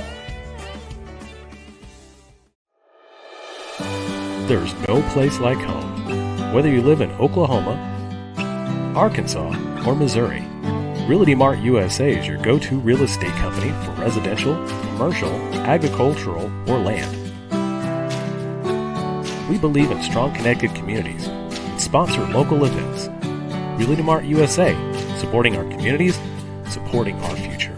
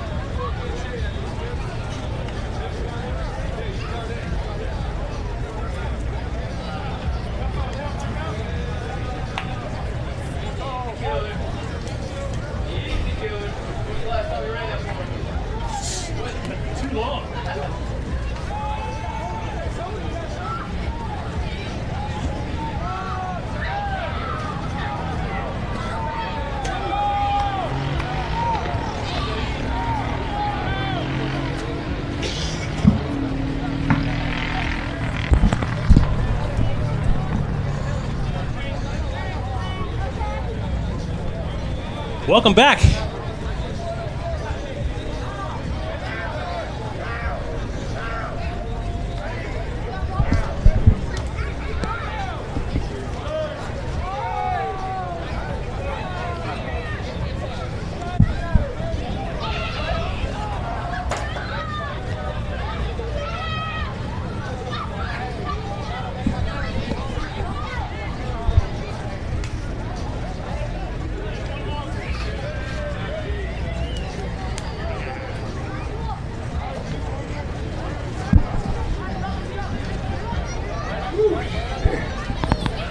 Welcome back as we're ready for the third quarter.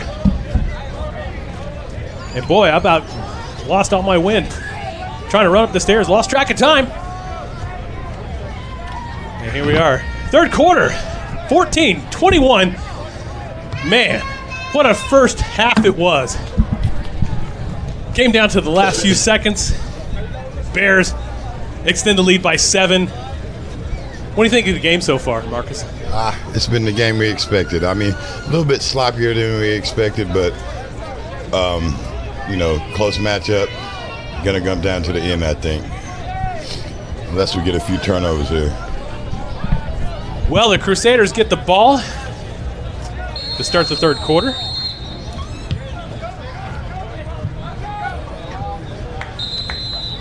That will be taken at the 35-yard line, 1st and 10 for the Crusaders. Completely unlike Goody to kick a ball out of bounds unless that was intentional. You know, that's a good one. I have no clue.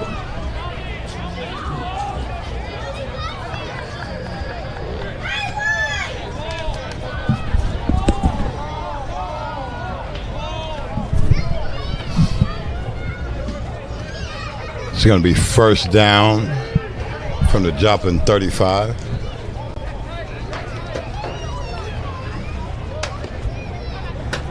Talked of a QB switch, but it looks like they're going to stick with Johnson.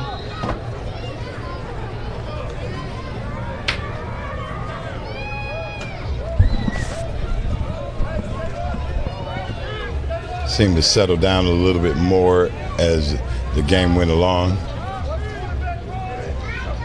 Motion. Johnson's going to hand it off. Trick play again. This ball is intercepted by Spencer Howard. He steps out of bounds. We got a flag in the backfield. We're going to see that again. I believe it was. We'll find out what this play call is, but look at this. Just by the body language, I'm thinking it's against Joplin. We just spoke on turnovers. It'll stay a close game unless somebody starts to turn over the ball. Not quite understanding that the concept of going for a trick play twice. But hey, I'm not on the field.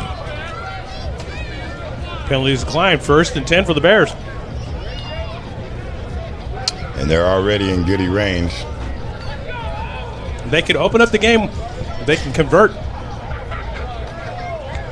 They're in the red zone now, so, man, what a turn of events in the last 1 minute.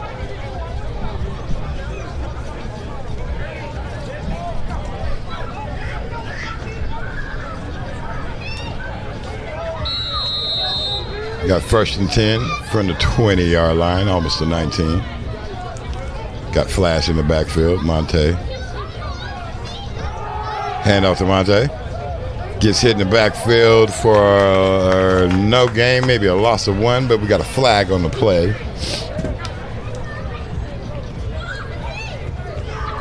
Another flag. This flag is brought to you by Six Flags. More flags, more fun. Six Flags. If you're going to stop Monte Thomas, that's where you got to stop him in the backfield, because if that young man gets the crease, he's out of there.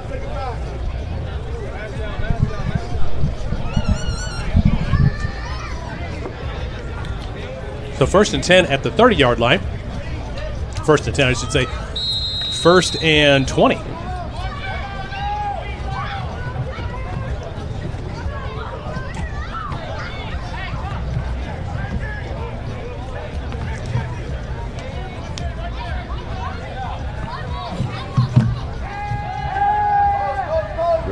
Right. Griffin is dropping back. He's got a man open. And I don't know if they're going to call that one. Yeah, he got 1 foot down but couldn't quite drag the last one. Great effort. It is definitely the 10 toes challenge in this league. I think he only got 8. Missed it by 2.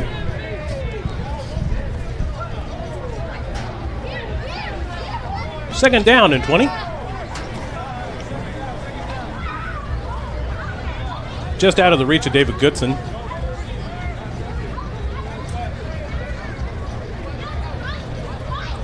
So Griffith is back. I don't know. I think he can make it from there. Depends on the wind. Yeah, he's got a bit of a headwind right now. Another out route. Oh. A little bit of OPI right there, but also dangerous pass. Mm-hmm. Mo was blocking instead of looking for the ball. So third down and 20. And if Joplin can hold him right here, you think they go for it, or you think they're going to try for a field goal? Oh, you're in Goody's range. Not quite how you wanted this drive to go after a big turnover like that, but you're definitely in Goody's range.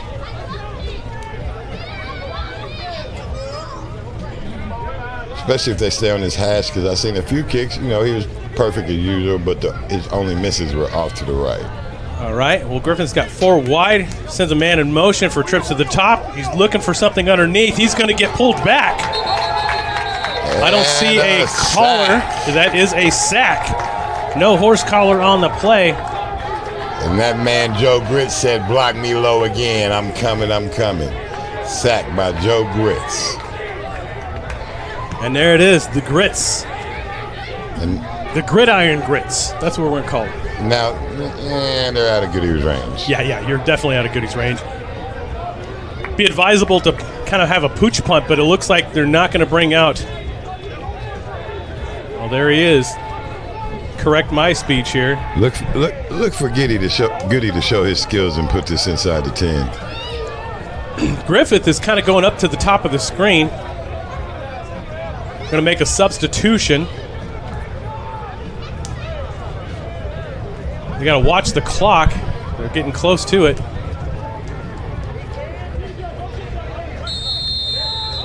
And they did a Tom Brady. They reset the play clock. Did they also give a flat ball? It might be.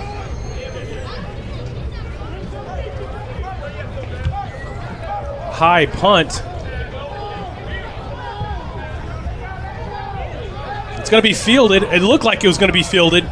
Make they me let right, it go. Make me right. And yeah, I'm right. It's like the 9.8 yard line. 9.8. So first and 10 now. Second drive for the Crusaders, which ended abruptly on a trick play. Ball underthrown and intercepted. Almost scored 6 points if he had gotten one more block. But now the Crusaders have a chance to tie it up. We need to get some more score updates. Marcus London diligently working to find out all these final scores and scores going on throughout the game day. We're really interested in the Gators and Hawks game. That one is really turning to be a barn burner. More exciting football. Last I seen on that one, score was Gators 25 coming storming back. Ooh. And what were Hawks the Hawks? 19. 25-19. 25-18, my bad. Still within range. Slow developing plays, stopped in the backfield by Bobby Boucher, Waterboy Austin Jones.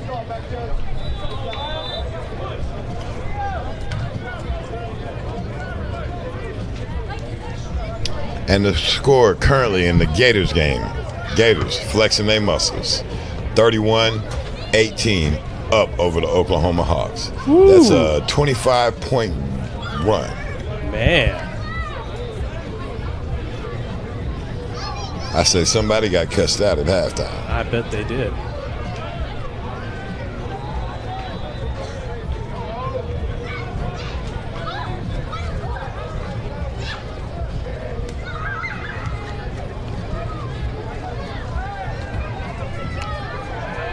Run by Johnson, swarmed under by a bunch of black shirts. Nothing doing.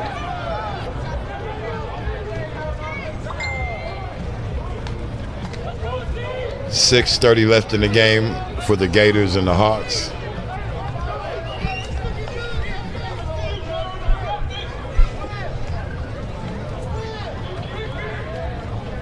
Got to play a full game. Seems like the Hawks played a great first half and came out struggling. Yes.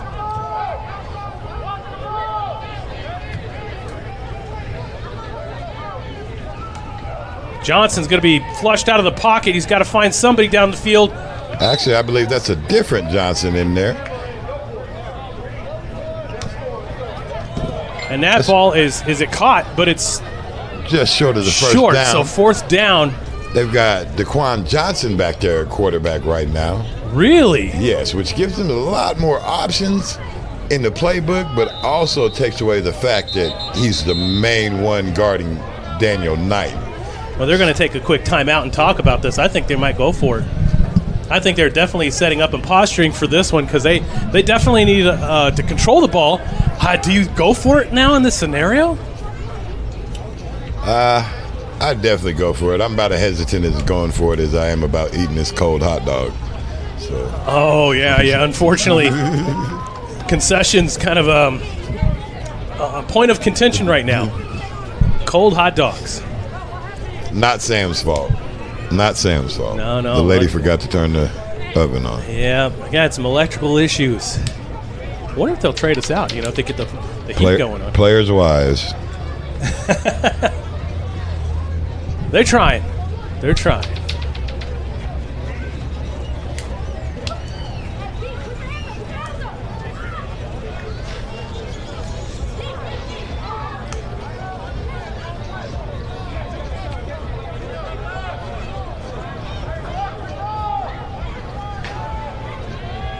All right, we are getting ready. Get this game going again. Stoppage of play. 4 wide, they are definitely going for it. I bet you they do that inside run. They're trying to drive blitz. And Daquan Johnson takes off and picks up the first. 1st and 10. Easy play for an athlete like that young man. That young man, he can play pretty much any position. I mean, if you asked him to play line, he'd probably do it. Mm-hmm. But, I mean, he's one that's really fun to watch. Play wide receiver, quarterback, corner, safety. Does it all. Yes. He's a Swiss Army knife.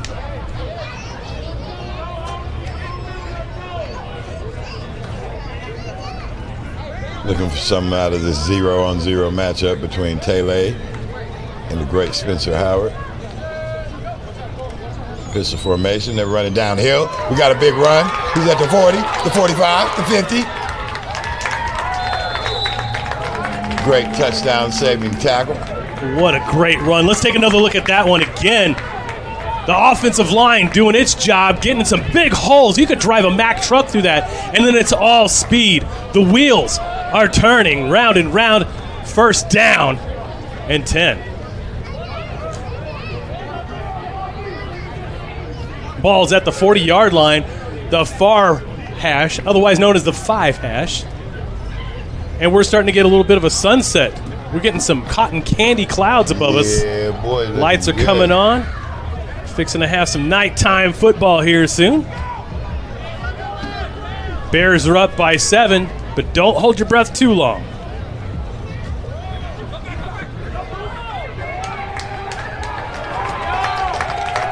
Another great run right there. Not enough for a 1st down. About 3 yards shy, maybe 4. Looks like Joplin's really starting to control the line of scrimmage. Yes, the fans are loving it right now. That run by number 14, Kevin Pinson. Excuse me.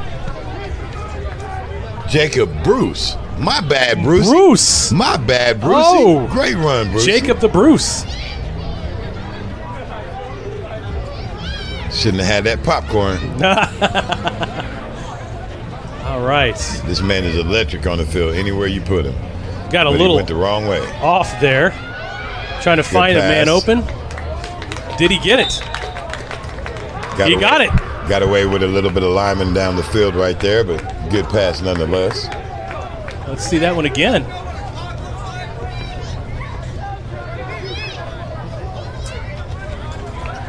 beautifully passed. I mean, great patience on the outside pocket just to find his man open. Nothing against Mr. Johnson, the earlier quarterback, but it seems like the offense is clicking a little bit better under the other Johnson, Daquan Johnson. Johnson and Johnson for your quarterbacks. Not just a pharmaceutical company. All right. Let's get back to action. Johnson now is going to look, trying to find, he's in the pocket. He's got a man open, and he's going to get the flag. Question is it going to be holding or pass interference? My money's on DPI, because that happened a little bit later.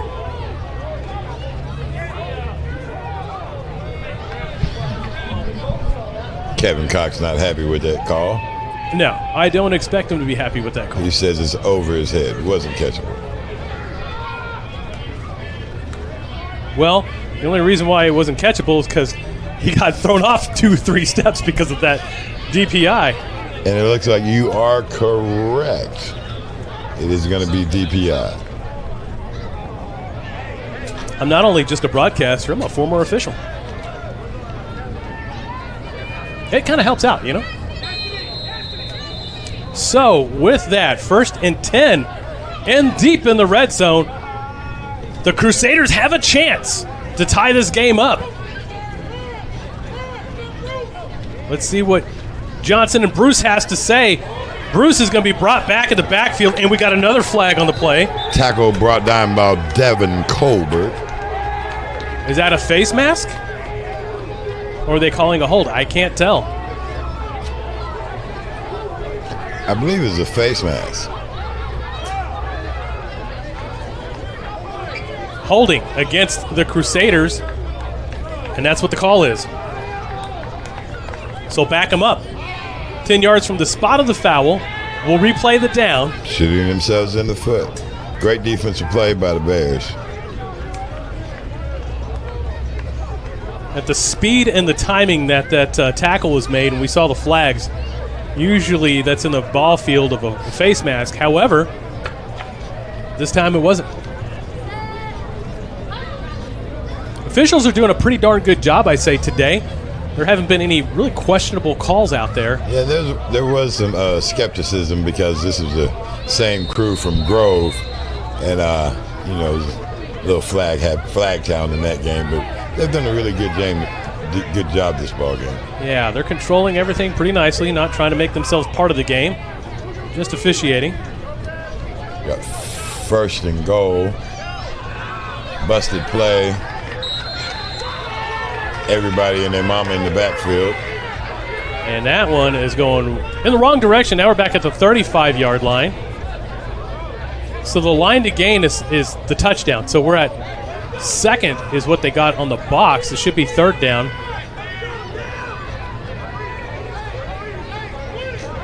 So 3rd down, the ball is placed at the 25, correction. Best bet is to single up Taylor and throw a jump ball. Yeah. Or bring him on a post corner. You know, if you got that kind of time, he's got the speed, he's got the cuts. Let's see what they got. Drops back. He's got to watch out. Man underneath. Gets it to that man. He's at the 10. Steps out at the 8-yard line. Well, I wouldn't say steps out. He trucks out. He was nudged. That man just ran over a linebacker. The wide receiver. Here, look at here. Ran over. He just said, whoop, see ya, good night. And I'll just go ahead and take that there. Thank you. Ball is placed at the 7-yard line. So it's 3rd and goal is what they're calling it on the box because of the first foul.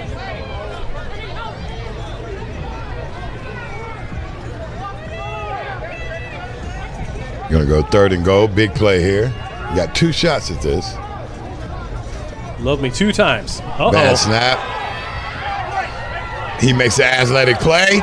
He's got time. He could get in that end zone if he runs. Touchdown, Crusaders. I got to see that again. Magic wheels. Look at this. He almost fumbles the ball, picks it back up. The ball is fumbled. He just calls his own number and says, nobody's down the field, just power upon power. He beat 3 bodies to make that touchdown, and we are 1 point away. And we got a score update. Gators are up 31-24 with 5:14 left in the game. And Gators are playing without their star quarterback, Sam Johnson. We'll get an injury update as soon as possible.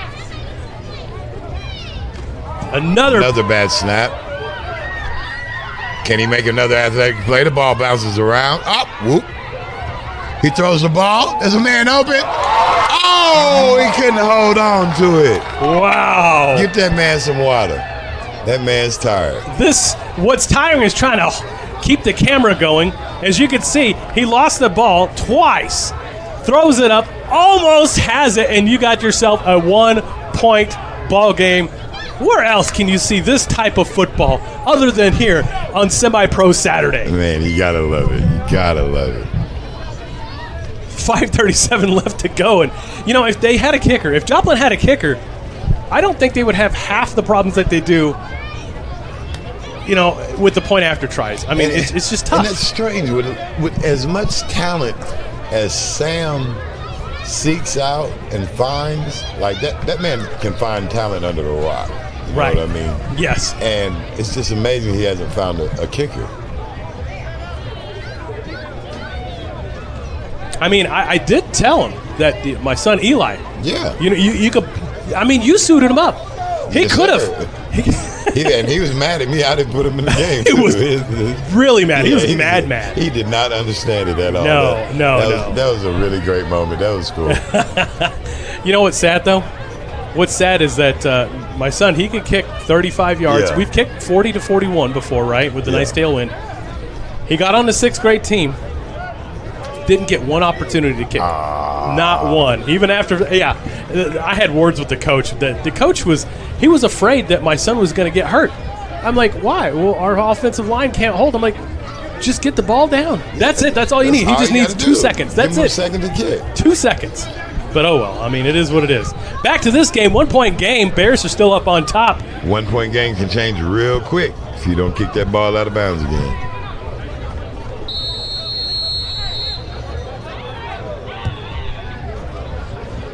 And they said, I don't care about my kicking net average.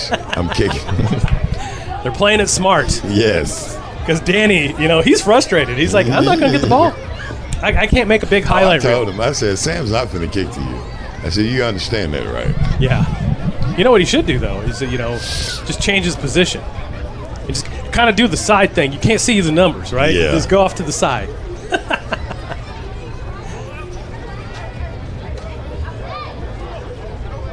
21-20 ball game. 5:35 left in the third quarter. You know what else? I mean, this is semi-pro. I mean, it's not ethical. You could change a jersey number for a player. Nobody would know. Nobody would know. Nobody would know. Because it's only semi-pro. Although the Dark Knight, he's noticeable. He kind of is. All right, here we go. Trips to the bottom of your screen.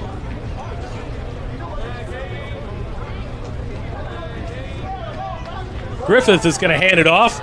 Going to bounce to the outside. Terrell Buchanan is going to pick up about a yard, maybe 2. Looks like they're going to place him about just 1 yard, though. Nice pursuit by the Crusaders. Terrell's a good guy. I like Terrell a lot. Man, I remember I used to play for the Tulsa Stampede. His father played for the McAllister Bulls. Is that right? About 6'3", 2, rock solid, man. Man. We could not stop him for nothing, and I promise you. He played D-line sometimes. Yeah. I wasn't finna let that boy hit me. You threw the ball away. You a punt. Nope. I'm smart. Oh. And you would think they would have wanted to take a deep shot right there where they got the offense to jump. Yep. Well, they got the defense to jump in, and that's going to be in the neutral zone. Back in those days, I mean, it was quite a fun time. I had some really interesting times because there was a place that is no longer involved in semi-pro at all, and that's down in Lawton. Those Lawton Rebels, Yes. or the Southwest Oklahoma Rebels sometimes is what they went by. They had a lot of speed. They had a lot of good tackling too. But that was actually my first ever semi-pro game against a Lawton team, and they were all gassed, man. Whew. Officers. They were in the Army down there. I caught 3 touchdowns my first ever game. Wow. Trips to the bottom of your screen again. At the Boys and Girls Club. And guess what? We just kept that graphic up for a reason because there's another flag. This time it's going against the Bears. Sloppy play here in the third quarter, late in the third.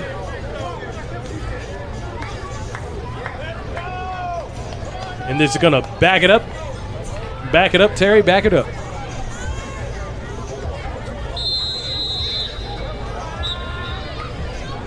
So it looks like the Gators might hold on to win that one in a close contest. And good job for the Hawks. I mean, they really have improved over the past couple weeks. I really wish there was a way they could squeeze into the playoffs, man. They might shock somebody. Griffith's being flushed out of the pocket, being chased. He's going to call his own number, pick up a couple of more yards. Picked up about 5 yards. Great way to be elusive there, Garrett Griffith. So it looks like it's going to be 3rd down and 5. Ball at the 45, 55 if you're Canadian. Clock continues to run. They finally stopped it. So they're going to be resetting it to 3:55. And they got it set. And we're ready to play. So 3rd down and 5. What kind of call do you make here, Marcus? 3rd down and 5. I mean, they've been hitting the outs, and hitches have been wide open, so.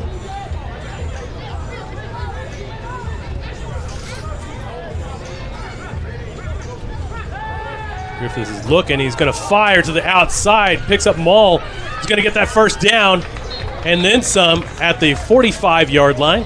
On the other 55, 1st and 10. Continuity has been kind of the key here for this drive on the Bears. It's kind of always been an Achilles of Joplin's defense is outs and comeback routes have always been open.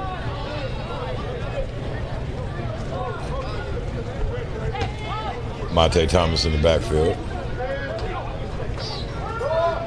Buchanan with the carry to bounce out. He's trying to find space in the open. He does. He picks up the 1st down. Ball will be placed at the 27-yard line. 1st and 10 for the Bears. If he doesn't lose his feet right there, Thomas is gone on that one.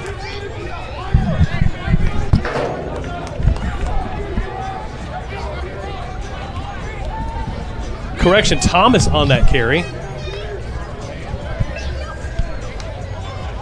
I think I'm getting blind as a bat these days. I'm going to have to check into some glasses. It's hard for me to see these. Yes. So Thomas in the backfield. Griffith in the back is going to hand it off to Thomas again. Thomas looking for inside. Does not find anything. Makes a little something out of nothing. Might have picked up a yard on the play.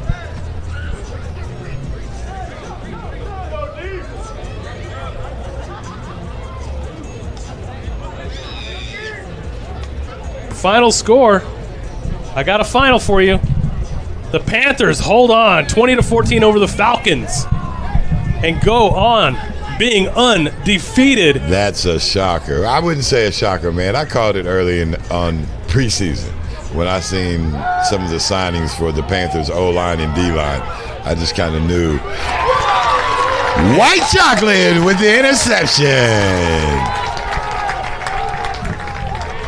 Number 17, Trey Rucker. Let's see that again. Griffith is back again. It's a not so smart penalty by handing the ball to Garrett Griffith, and he also might regret doing something like that at the end of the game because Garrett Griffith can hurt you in a close game, especially when you piss him off. So gets the interception, makes a personal foul. They do retain possession, though. The foul happened after the play. It's probably Garrett's ball. All he was doing is giving him the ball back. Well, I don't think the officials saw it that way, unfortunately. But, first and 10 for the Crusaders now. If they can replicate what they did on their last drive, they take the lead for the first time in the game. With an opportunity here, they just got to keep their heads in the game.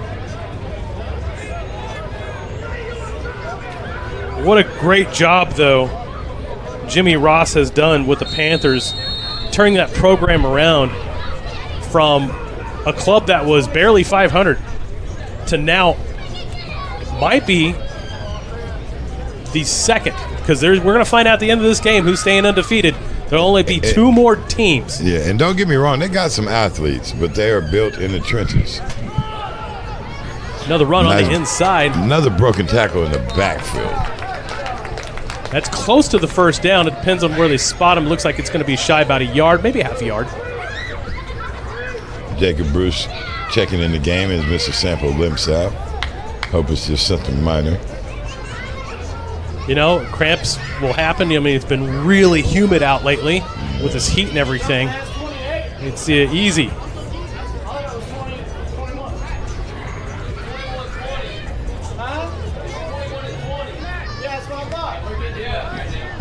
They're doing some wishful thinking here at Fred Hughes Stadium. The scoreboard says Joplin 28, OKC 21.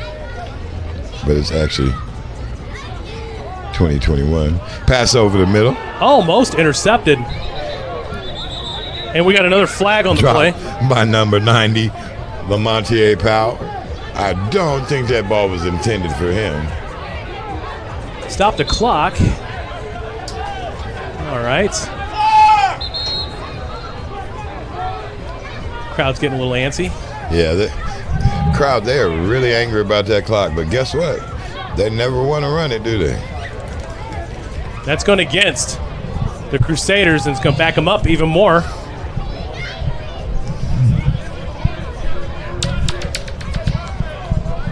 So it's going to be third down, illegal man downfield is the call.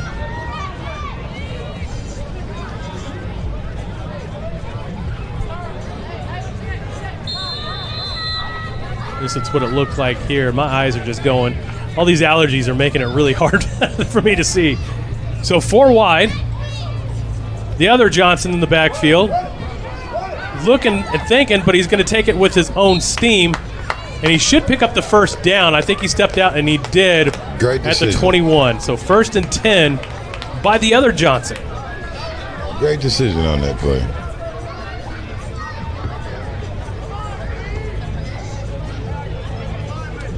So pardon us with the late graphic for the flag. We're working with the Stickeleton crew today. It's really only me and Marcus London up here today. So we're pulling double and triple duties. So if you see something a little bit wrong, text me if you got my number. And if you don't, well, just wave your hands. 40 seconds left in the third quarter. Joplin 20, Bears 21. 1st and 10. Flag on the play again. This is screen that's set up, but nobody knew about it except for Johnson. Let's see what this penalty's about. That's going against the Bears, offsides. So give them a free 5 yards on a broken play that could have been picked off too. Yeah, that was close to being picked off. Miscommunication between the quarterback and the running back. That would have been a Mick pick 6. Yes. Get yourself some 6 chicken nuggets. That was on Mr. Spencer Howard's sideline, and he's taking that to the house. Yeah, you don't want to mess with Spencer. He is fast. He reminds me of Vincent Penny fast, that kind of speed. Yes. I almost died chasing Vincent Penny one day on a kickoff. Yeah. Another flag on the play, another stoppage. And we got some more, some extracurricular activities. If that's on Colbert, that's his second personal foul. And there's another flag. Out of the ball game. And so now, that's not what we want to see. We want to see these young men stay in and play ball. And that was, he said something, probably a big no-no. Yeah. Maybe a mama joke. I don't know. Looking at multiple flags on this play. I'm wondering if one of them's on the Bears and looks like two of them may be on the I don't know. Bears and one on Joplin. Yeah, they're going to have to sort this out and figure out who's doing what. We might have an ejection. It's possible, especially if you say something colorful. A colorful metaphor is what we like to call them to the referee. Right here is the point where the Bears, stay together. Don't let an ejection, cause any disruption. Just stay focused and continue playing this game. Waiting for the calls.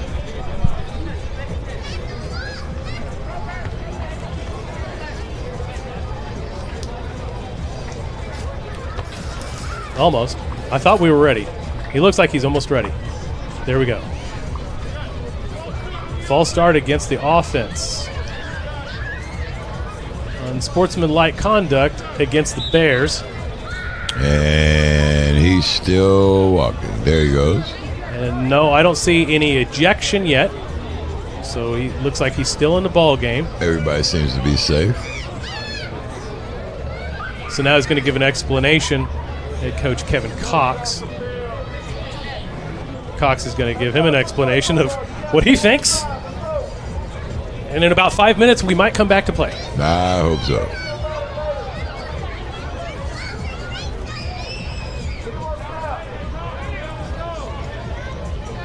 Going to bring up an automatic first down for the Joplin Crusaders whenever we do get back to action. If anybody got the update on that Columbia Vipers Arkansas Warcats score, drop it in the comments. Please do, because we haven't heard anything about them all day long. And I gave it to the Warcats by 3 because I don't know how the Vipers are going to travel.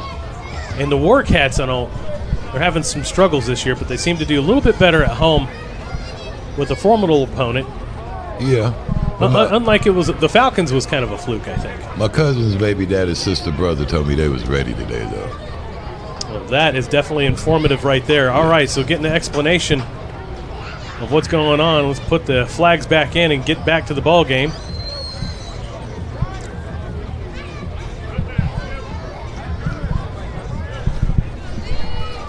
Should start playing the Jeopardy theme song now.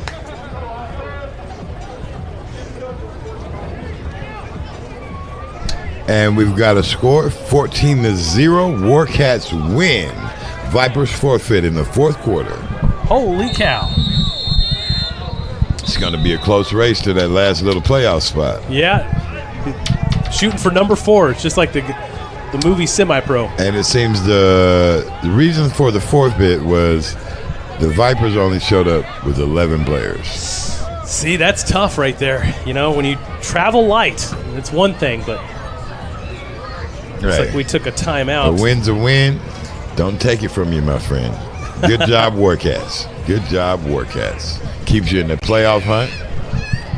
Well, Joplin took a timeout, so we got 2 timeouts left for both of these teams. 30 seconds left to go. In the third quarter, they're playing like it's the fourth quarter. All right, so tomorrow night, back in action in basketball with the Oklahoma City Thunder taking on the Indiana Pacers. Who do you like in that second game, Marcus? I think OKC is going to pull out the second game. I think it's going to be a back and forth series. They cannot let the Pacers take this one. They just can't. No, not at home, for sure. Zoom, zoom, zoom. Yeah, they don't want to go to Indiana. Zoom, zoom. Well, I'll tell you what. I've seen some fire out of OKC whenever they look down. Remember, because in Game 3, they lost by 30 points. 30 points and came back and won the series. So I think they got plenty of fire in them. I think they'll make the adjustment. But that's one thing about the Pacers. You cannot relax.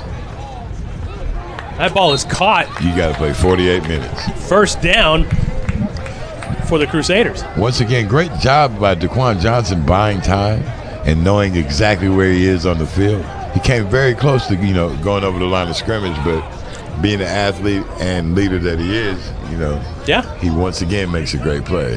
And that's what you're going to need to get this drive As we got 2 seconds till we get to the fourth quarter. And the horn sounds.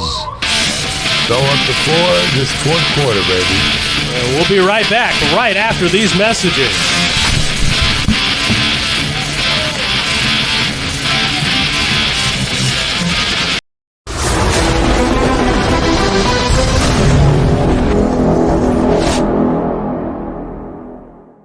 Pretzel crust from Little Caesars is the GOAT, the greatest of all time, until now. Because stuffed pretzel crust is even greater.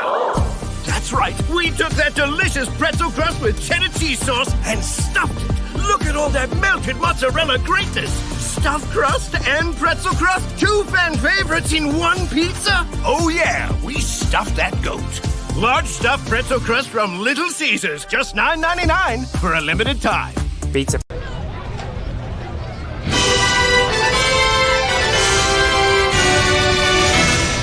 Welcome back, folks. We're in the fourth quarter. 1-point ball game right now in a heavyweight match between OKC and Joplin, vying for first place in the Great Plains Conference of the Central Midwest Football League. I'm your host, Chris Dotson, joined in the booth, the legend himself, Marcus London.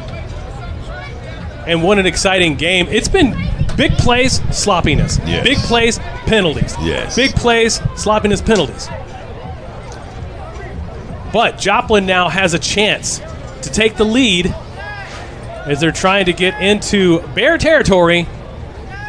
We got one more quarter to decide this one, who's going to reign supremacy in the Great Plains. And we already know in the Gateway, that belongs to the Kansas City Panthers as they defeated the Falcons today.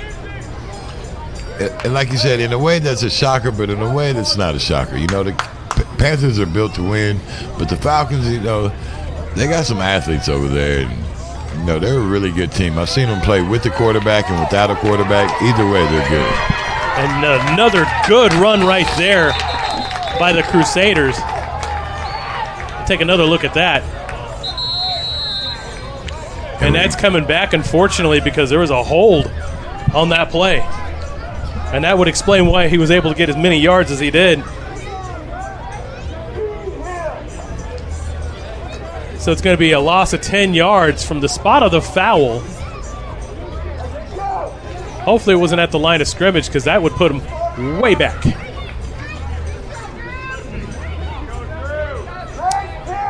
It looks like the ball is going to be placed at about the 40-yard line. So the hold was a little bit further, 41-yard line. At the 3 hash. So Johnson now back. Going to pick up a few more yards to get that first down. Looks like that's a busted play. He's going to use his wheels. Almost gets it. A little bit of gator arms on that play. He makes the catch. He's got a chance to make one man miss and go for some big yards, but gator arms. You got to catch those balls. Now it's going to be third down. At least by my arithmetic it is. But there's another flag on the play. So scratch that. The Crusaders are going in the wrong direction. See, they need to be going westbound. So wagons west, not go east, young man. So there it is again. It was sloppy play, penalty. Personal foul. And that's going to back him way back.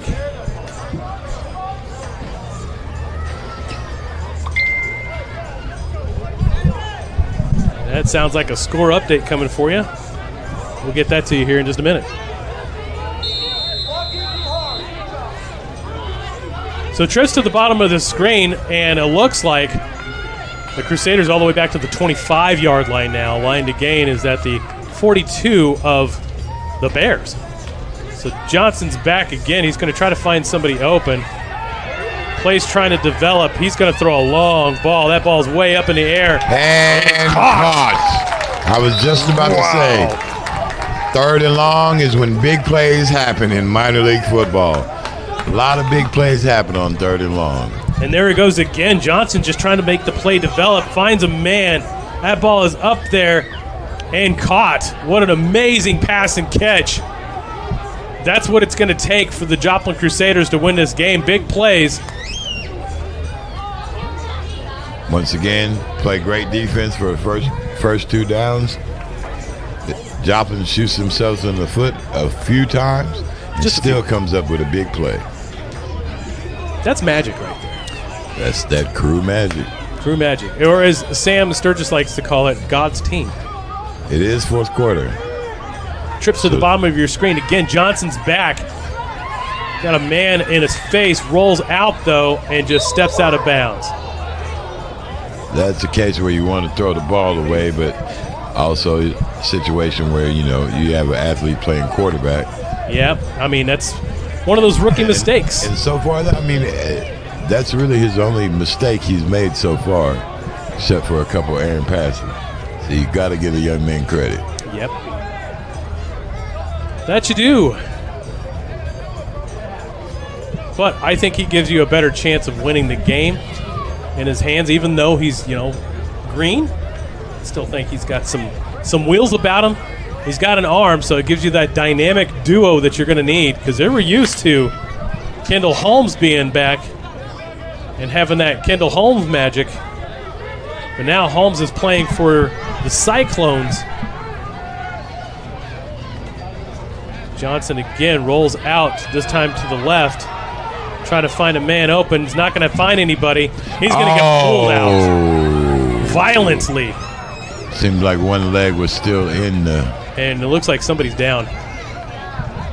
Yeah, we've got a fan down. Might be a coach, fan. Yeah, it looks like it was a coach. Somebody, right there. Man. We're going to have a stoppage of play. That play was ugly. That was uglier than my first marriage. That looks pretty serious, too.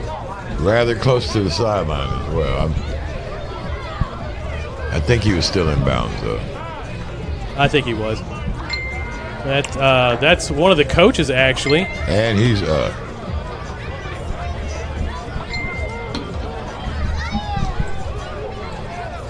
That's Jay Hancock that went down on that play.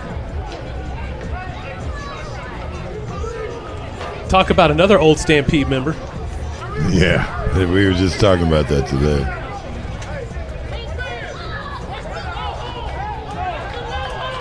All right, so 3rd down and long.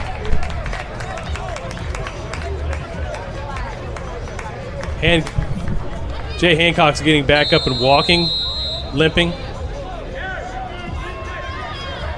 Everybody's good. Johnson again is back. He's trying to find a man open. Does, and he finds him. Is he going to get enough for the first down? He does. Oh, another First Johnson connection. We got a flag in the backfield again.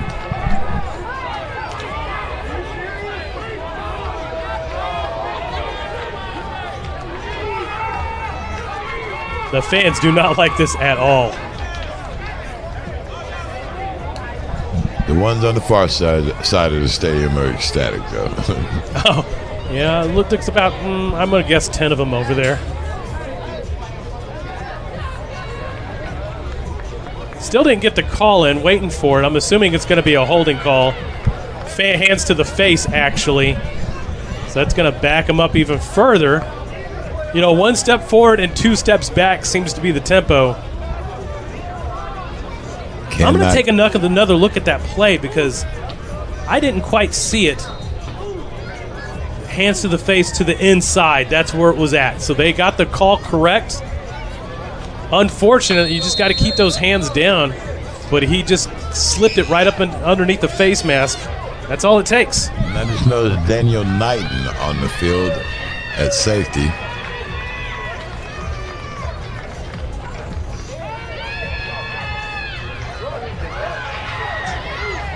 Johnson's being flushed. He's going to get out at about the 49-yard line. Nice, smart play. Now, according to my arithmetic, this should be 4th down. 4th. Okay, there we go. In Miami, Oklahoma. Miami.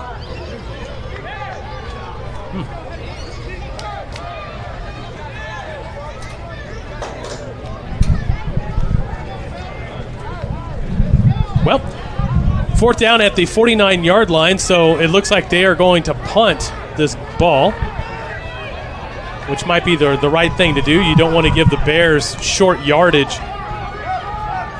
They should, if they snap this ball now, they would have had a free 5 yards. Jacob Bruce with the punt. He kicks it to Daniel Knighton.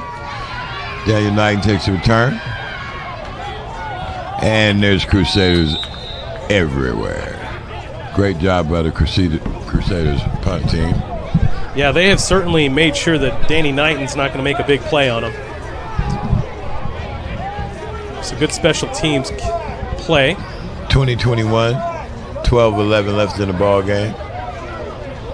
Who's going to reign supreme in the Great Plains Conference going into Week 8? 2 more weeks left here. Look for the Bears to try to establish Terrell Buchanan here. It's not a bad option at all.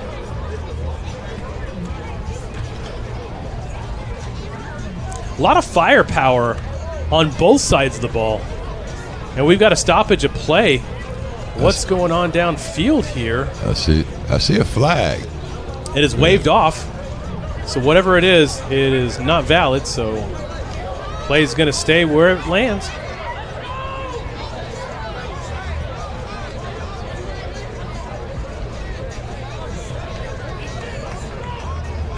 Who's been the biggest shocker this year? Any team, any situation.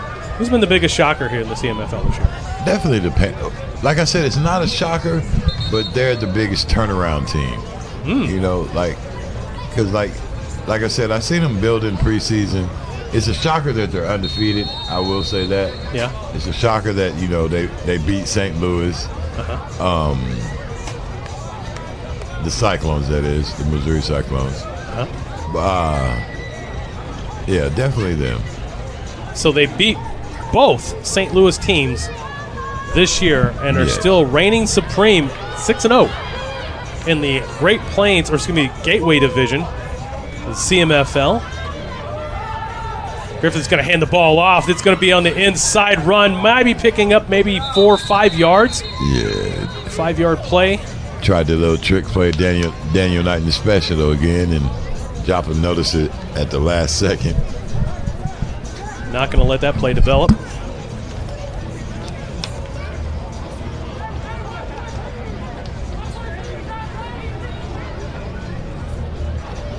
I think this game's going to come down to the last drive. Most definitely.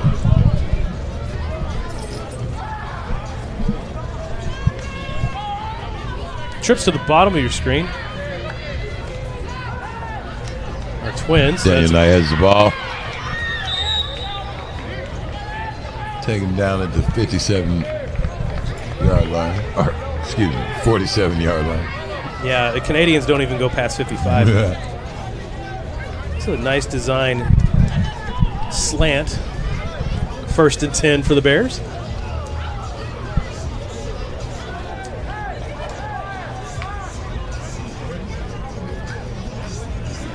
And the crew quickly corrects that matchup. Daniel Knight will now be matched up against Taylor. A little pressure coming. Free play. Well, they called that one dead, so the question is, who flinched first?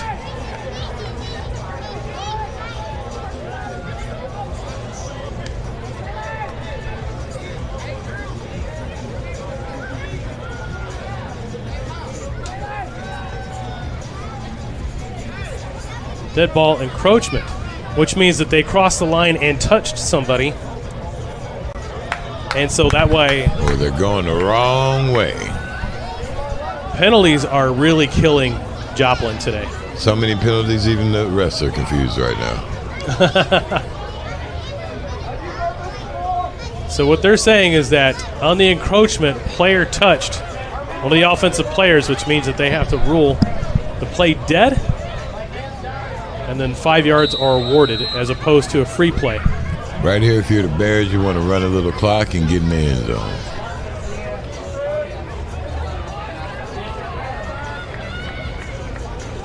So 1st down and 5. And the Bears are looking like they have control in the fourth quarter as they're going back for a check with me call. And there's the flag for late clock, baby. Delay game. Give him those 5 yards right back. Yep. And it was that check with me that stalled that drive or that play. Trying to check the defensive coverage. They caught in just a little late.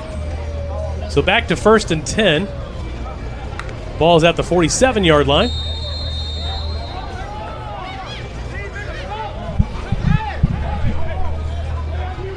Press coverage on Daniel Knighton.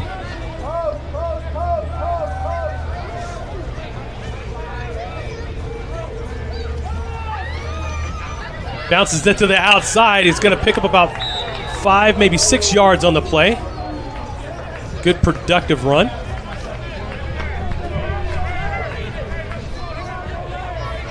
Gonna bring Correction, 4 yards on the play. Bring up second and about 6. Clock running. 10 minutes left in the fourth quarter. You know, before too long, we're going to have to make a decision where we're going to go to after this whole thing. We got to get something to eat.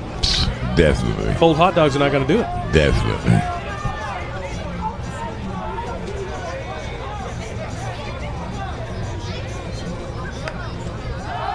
Griffith is back waiting. He's firing. He finds somebody on the outside. They're out of bounds. Incomplete. Kind of errant pass. I don't know if that was miscommunication. Whatever it is, it's 3rd down. About 7. 6.5, 7, depending on your spot. Let's see if they go back to the out routes right here.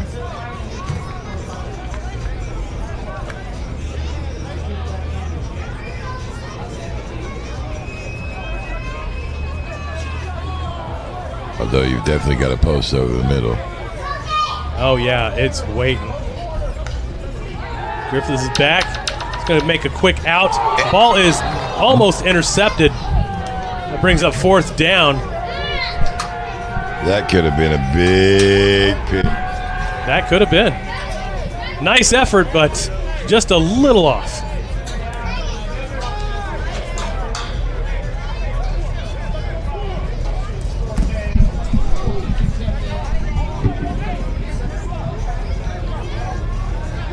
Going to bring up 4th and about a long 6.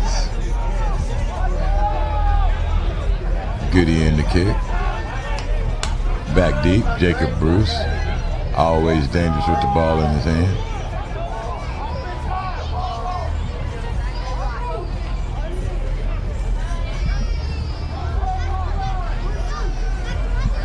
Everybody getting set. Ready to go for the play.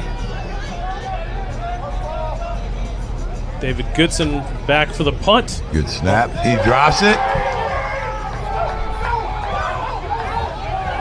Now there's a 4th down fumble rule.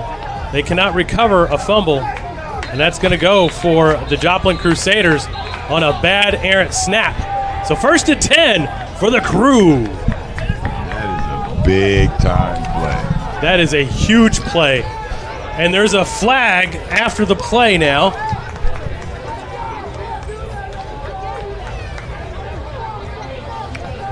Now this would be a very, very costly flag.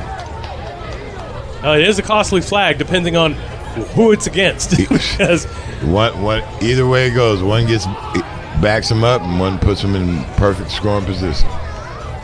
now, I didn't see any Bears over there, but I did see a couple of Crusader players walking. I don't know if something was said. I don't know what was going on. Having a conference about it right now. I mean, this is pretty on par and average for a semi-pro football game. There's not an abundance of discipline, but they could be calling about the kick, though, you know, that Goodson had on that ball. It hit the ground. He kicked it. I mean, I think that's legal. So they're going to call it an illegal kick. I'm surprised. Yeah, you don't see that called very often. So they're going to spot the ball. So not that, I mean, 5 yard, not that costly as we thought. So at the 31-yard line, they're going to call that one.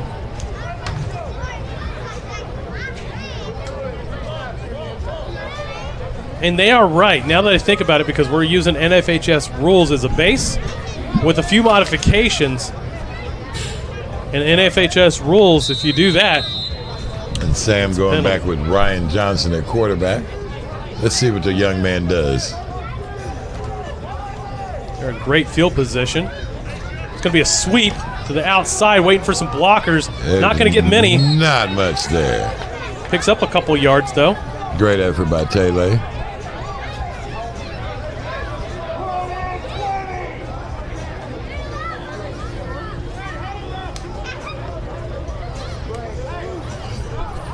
Replacing the ball at about the 31-yard line. I'd like to see Taylor get a few 50-50 ball opportunities here today.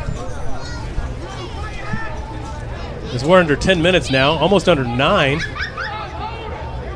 So if you're on offense right now, if you're calling plays for the crew, what are you calling? What are you trying to get at? Something over that middle.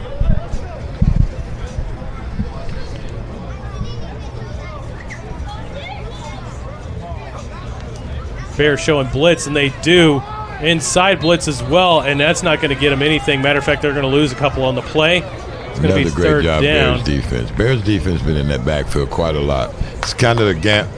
A lot of their big plays that they've given up on run plays have been missed tackles in the backfield.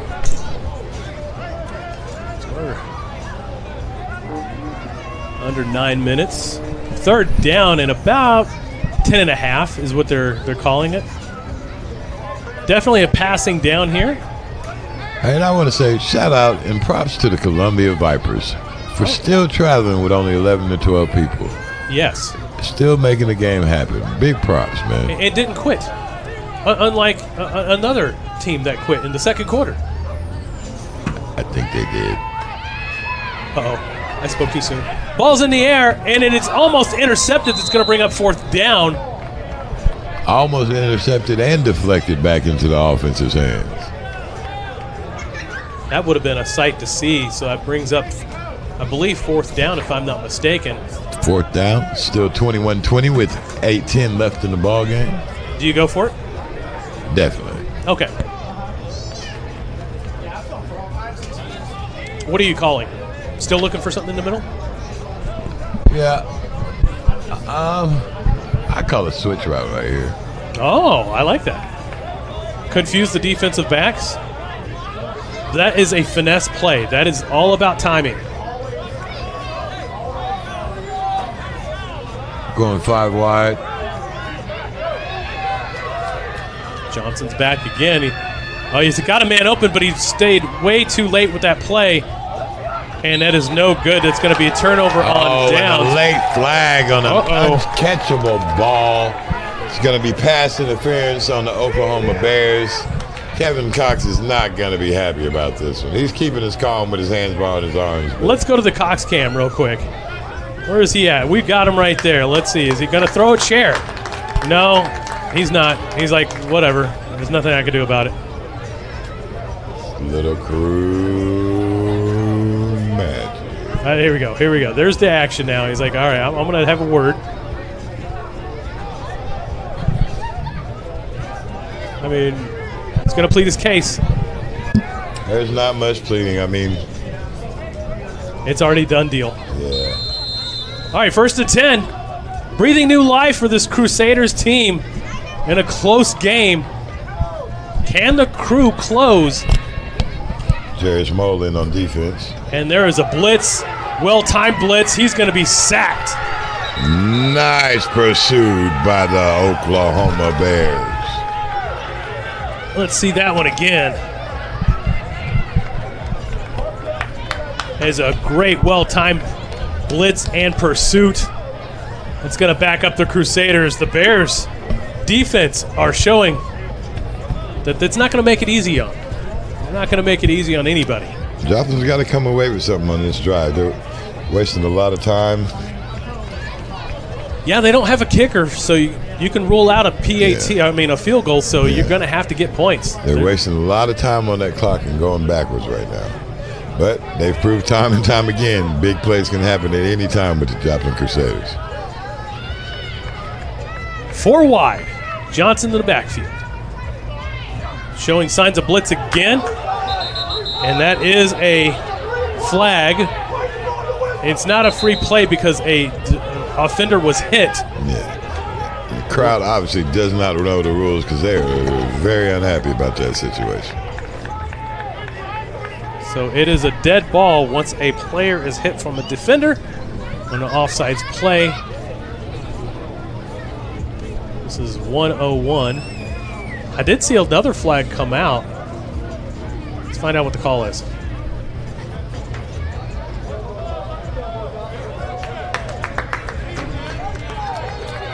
Five-yard penalty. So give them more 5. That almost, I think that takes them back to the original line of scrimmage. Close to it, about a yard or 2 shy.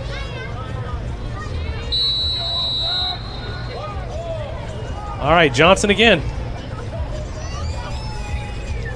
He's got the snap. Ball's in the Pass air. up. He's got to get that ball up a little bit. Good Great defensive play by the defensive back. Great defensive play. Let's watch that again. I believe that's Johnny Randall. Johnny's still in the game. Back in the Oklahoma City Bulls days.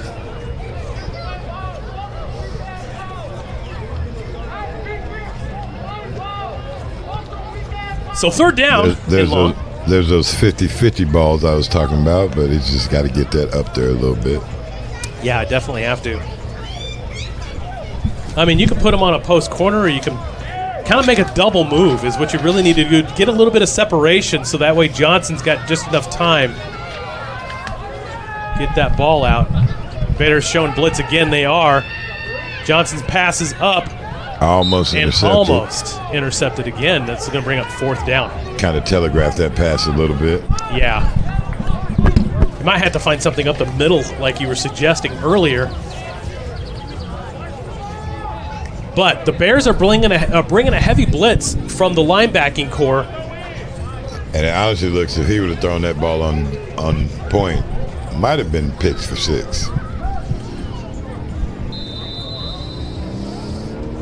So 6:52 left to go in the game. Find out who's going to reign supremacy. And another timeout is made. They're going to take it with them. We'll be right back. Your score, 21-20. You're watching the Southern Sports Network. Semi-Pro Saturday. We'll be right back.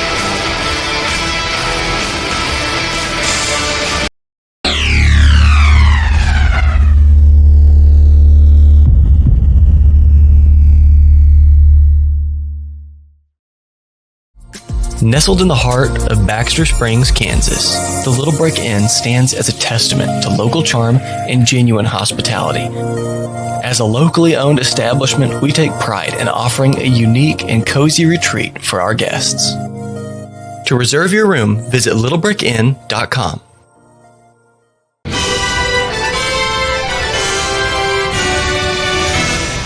Welcome back, folks. 1-point game. 1 point is all that decides who's going to reign supreme in the Great Plains Conference in the CMFL. Only 2 teams will be undefeated in Week 8. Getting close to the end. Getting ready for playoffs. And this is actually going to be the site of this year's CMFL Championship game here on August the 2nd at Fred G. Hughes Stadium. It's 4th down right now. Joplin has got to make a desperation play. Ball is up in the air. It is intercepted. Looking for some blockers on the inside as he cuts it back up in. Ball loose, out. And Joplin recovers. You could not script that one any better.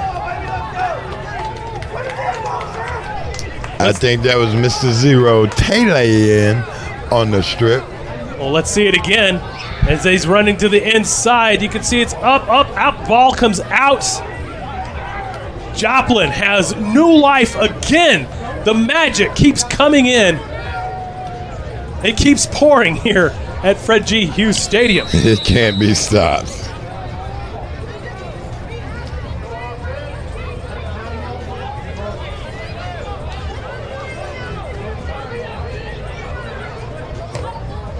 Johnson with another fresh set of downs is going to hand it off on the inside. Going to bounce it to the outside back in. Not going to get much. That looked like a painful tackle right there. He's still down. That young man is flexible. I think I'm going to need to see the chiropractor just witnessing that.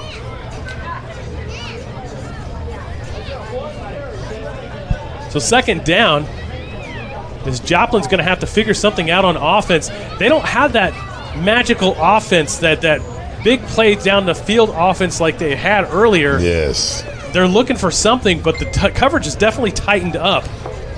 A credit to the Bears defense.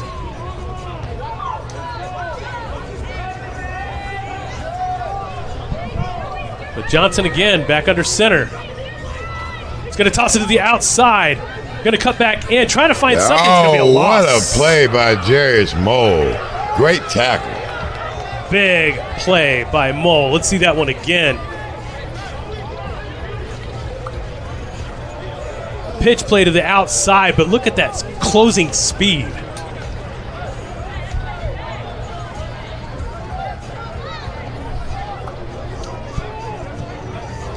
Once again, Joplin's had a lot of time. I mean, it was not one drive because of the turnover, but it's a lot of time going by on this drive. They've got to come out of here with some points. You have to. Or you kind of feel like the Bears are going to be able to run that clock down.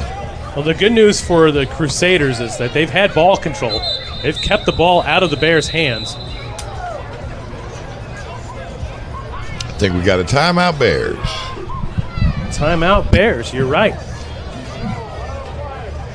We'll take it with them. We'll be right back right after these messages.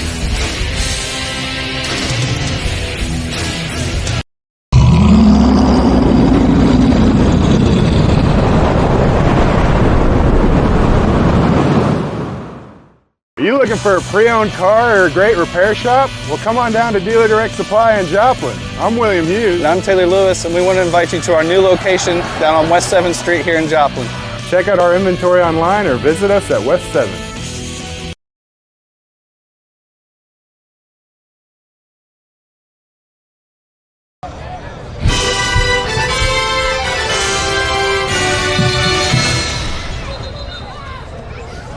Late in the fourth quarter, 4:50 left to go. 1 point game still here at Fred G. Hughes Stadium, home of the 2025 CMFL Championship game. It's third down and long. The Joplin Crusaders have eaten up a lot of clock in the fourth quarter to remain in possession of the football. It's just the problem.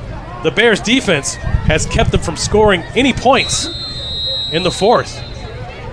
Third down, about 14. Big play right here. Blitz coming. He stands in tall, throws the ball, gets the play off. He somehow corrals that ball in. Boy, that was lucky. He's got an injury on the field. Oh no, we got our hurt Bear. I'm gonna take a quick timeout. We'll be right back, right after these messages.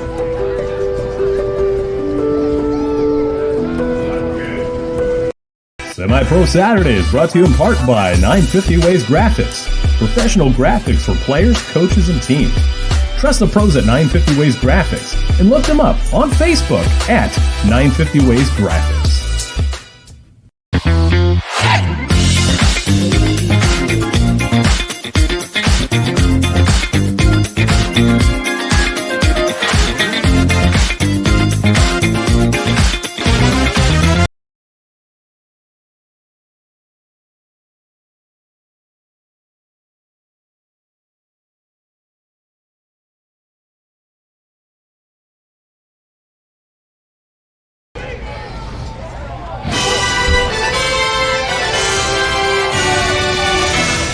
Welcome back. The hurt Bear is off on the sidelines. Everything is good to go. Needed a little bit of help, but he was able to walk it off. Probably just, wind knocked out, cramp, something like that. It's really humid here on the field. One of the biggest plays of the game. Fourth down and about 8. Going 5 wide. Johnson's got the ball. They blitz again. Line holds up. Ball over the middle. And no flag, so that's going to be a turnover on downs, 1st and 10 for the Bears. Great coverage by the Bears on the back end right there. And you got to think now, I mean, we're under 5 minutes to go. Is that the last chance that the Joplin Crusaders are going to have? It might be. If this game ends in 1 point. Joplin's got a great defense. They do. So they do. You can't rule that out. Let's see who the Bears go with that running back here.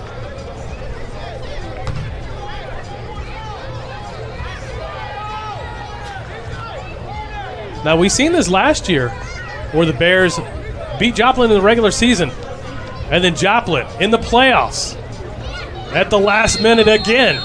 93 yards to the house. Mr. West takes it north and south. West is not here today, so that makes a huge difference for this offense. Several key players are not playing today, and that might be the ball game for the Crusaders. Yeah, he's in good spirits, though. I talked to him on the sideline. He's ready. He'll be ready for playoffs, and, man, that's a dynamic young man. Crusaders show blitz, and they do. Bounces it out to the outside, picks up a few yards. That's what you want on the first down when you're trying to run the clock down. Nice little game. Not sure why the clock stopped. And they're telling him to run it. And they do. 4:11 left. Second down and about 4.5. And if you're Kevin Cox, you're thinking, let's just run it. Just run it. Kill the clock. Come away. I don't care if it's a 1-point victory, it's still a victory.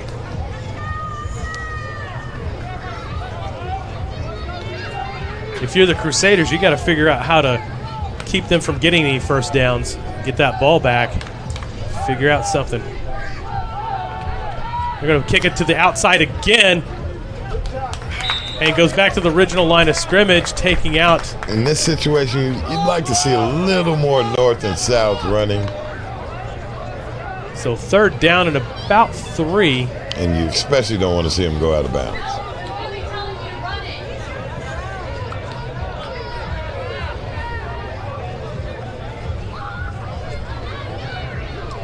Down to 3:18 left on the clock.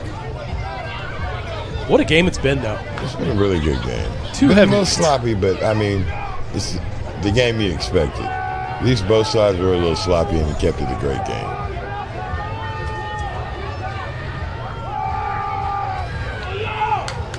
And nothing doing, and that's what you needed if you're the Joplin defense.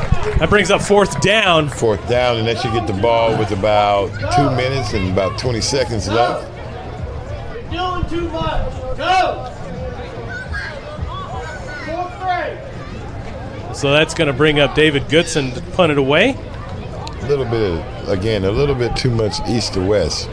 Yeah. Running agreed. on that last 2 plays. Agreed. So I got to ask you, we're kind of reminiscing because this is my last year. Like yours was last year. Yeah. This is my last year. Speaking of Victory Bowl, what was your favorite part or favorite time? Hold on, we'll get back to that. We got a flag on the play. Is it a delay game? It is a delay game. That's going to boot them back even further. That's not what you want to see if you're a Bear. But getting back to the Victory Bowl, what was your favorite part? Man, it's just meeting the guys, man. Like, because we usually have a pregame practice and stuff like that. It's just meeting the guys from all over the area and creating relationships with them. Like a lot of them I still message all the time and keep up with them. I'm watching them. They keep up with me, check on me. It's just the camaraderie of it all that I love the most. That is good stuff. Joplin Crusaders are going to field it. Spins. Jacob Bruce. Try to get a few more yards out of it, and they do. They get it up to about the 44-yard line. I guess Brucey didn't eat that popcorn. He held on to that ball, baby. Yes, he did. I got to say, my favorite part, though, was the draft. itself. Oh, you know? I love the draft. There's so much preparation that goes into the draft and trying to pull all the videos, get everybody together, finding out who's going to go where, the war room. Yeah. You know, that was always fun, you know? And when you pull it off, it's always awesome, man. Yes. And, it's really cool to give the guys the shine that they deserve. That's the one thing I love about it. The opportunity to give them the shine that they deserve. And the opportunity to sign with professional teams or just getting out there and getting some film on themselves and having a great time. And, the environment was always fun. Yes. Nobody had a bad time out there. Nobody complained. It was the few times that you could actually say, hey, I went to a semi-pro game and it was a great time. And it's a great example to show people, you know what I mean? And plus we're doing it for a great cause. Yes. The Catoosa Public School District definitely use those funds to help pay for school lunches, and he's just got away from that one. I don't think he's going to go away from this one, and he doesn't. He's going to go way back in the land far, far away. Crusaders are wanting a face mask call right there, but I do not think he grabbed the face mask. No. Typically, the first sign indicators, if that neck turns real fast, that's usually what tells you right there. All right, Marcus, what was your favorite time as a player or as a coach or anything like that in semi-pro? What was your favorite time? The one thing that you're like, hey, this was the greatest.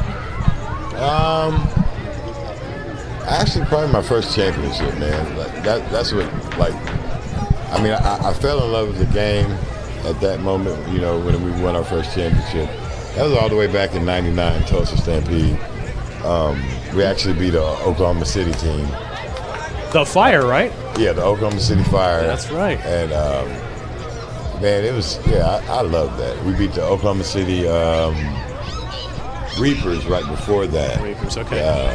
And, that started it all for me, man. That was my favorite moment. That was a great special group of guys, man. I played with a lot.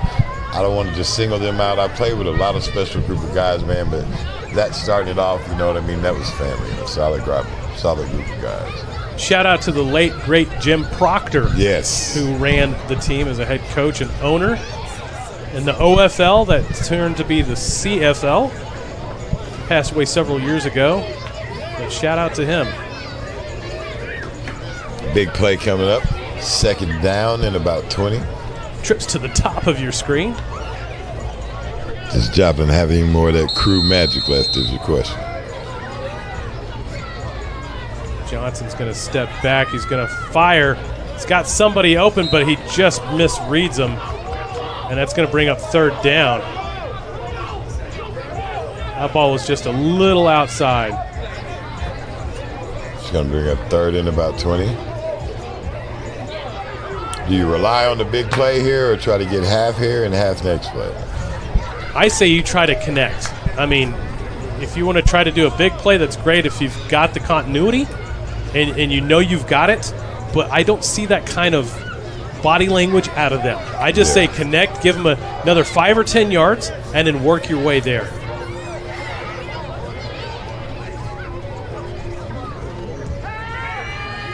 Johnson's pressured. The ball comes out a little bit late. And interception dropped. Almost had it, just could not hold on to it. Bears better cross their fingers here. Big plays happen after dropped interceptions. And that's a fourth down now. So this is the play of the game. If this does not get converted for the first down, I can pretty much guarantee you that the Bears are going to walk away with at least a 1-point victory here at Fred G. Hughes Stadium. Yes, sir. Got a stoppage in play. Timeout, Crusaders. Smartly timed timeout. Both teams are down to 1. What do you think we'll see here? Do you think they'll go back to the wheel route play? I think, honestly, so the Bears are going to bring a blitz. We already know that. It just depends on where it's coming from. It's going to be an interior linebacker blitz. So the question is, can you throw it where he is coming from? And do you have enough room to make it happen? Now, I'm going to call a seam play. I'm just going to call a simple seam right inside and connect with Taylor. That's what I would do. And then let him have the speed and go around. Who knows? You might get 6 out of it. My sentiments exactly. I don't think you've got the offensive line to give you more than 3 seconds. So I think that's your best option. Not that their O-line is bad. They've got a really good O-line. They're just facing the Bears defense that's a bunch of monsters. Absolutely. This is definitely the heavyweight match that we've all been wanting to watch. And here we are, ladies and gentlemen. 4th and long, play of the ball game. Got 5 wide. Bears rushing 3.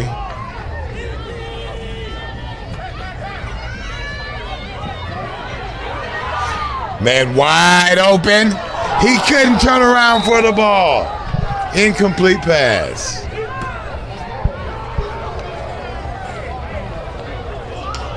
Man wide open. Does it get any more wide open than this? No. That is just deflating right there. That is your ball game, folks. I am so sorry. Unless a miracle happens. A miracle in Joplin. We have $1:31 left to go in the game. So the Bears could walk away from this one as supreme leader in the Central Midwest Football League Great Plains Conference, getting ready for playoffs, having that number 1 spot going up against whoever number 4 will be. Could it be the St. Joe Bucks? Possibly. Will it be the Gators? Most likely. Yeah, they kind of helped themselves pulling that game out today.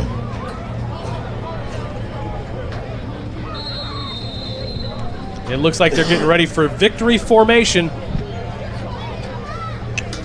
Favorite formation in the game.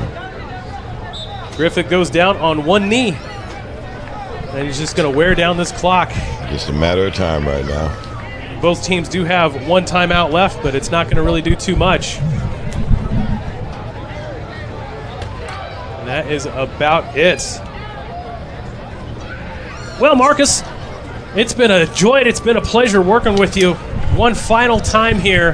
Definitely. It's been a long road, hasn't it? Oh, yeah. Been a long, fun road. Shout out to my kids, Kingston, Riley, Brittany, Malia, Lucas. You got a lot of kids, man. Wow. Yeah. I was a busy man in college. Yes, sir. Shout out to my son, Ethan Dotson, who's serving with the 2nd Cavalry in Vilseck, Germany. Him and his wife, Hannah, married a German girl and is doing a great time. Keegan Dotson in the Seattle area. And, of course, Elijah, my youngest son. And my wife, Christy, who has been supporting me this whole time through in this whole journey. And it's been a long road for everybody, but this is my last rodeo in semi-pro football. What's the name of this? And your final score coming up here. 21-20.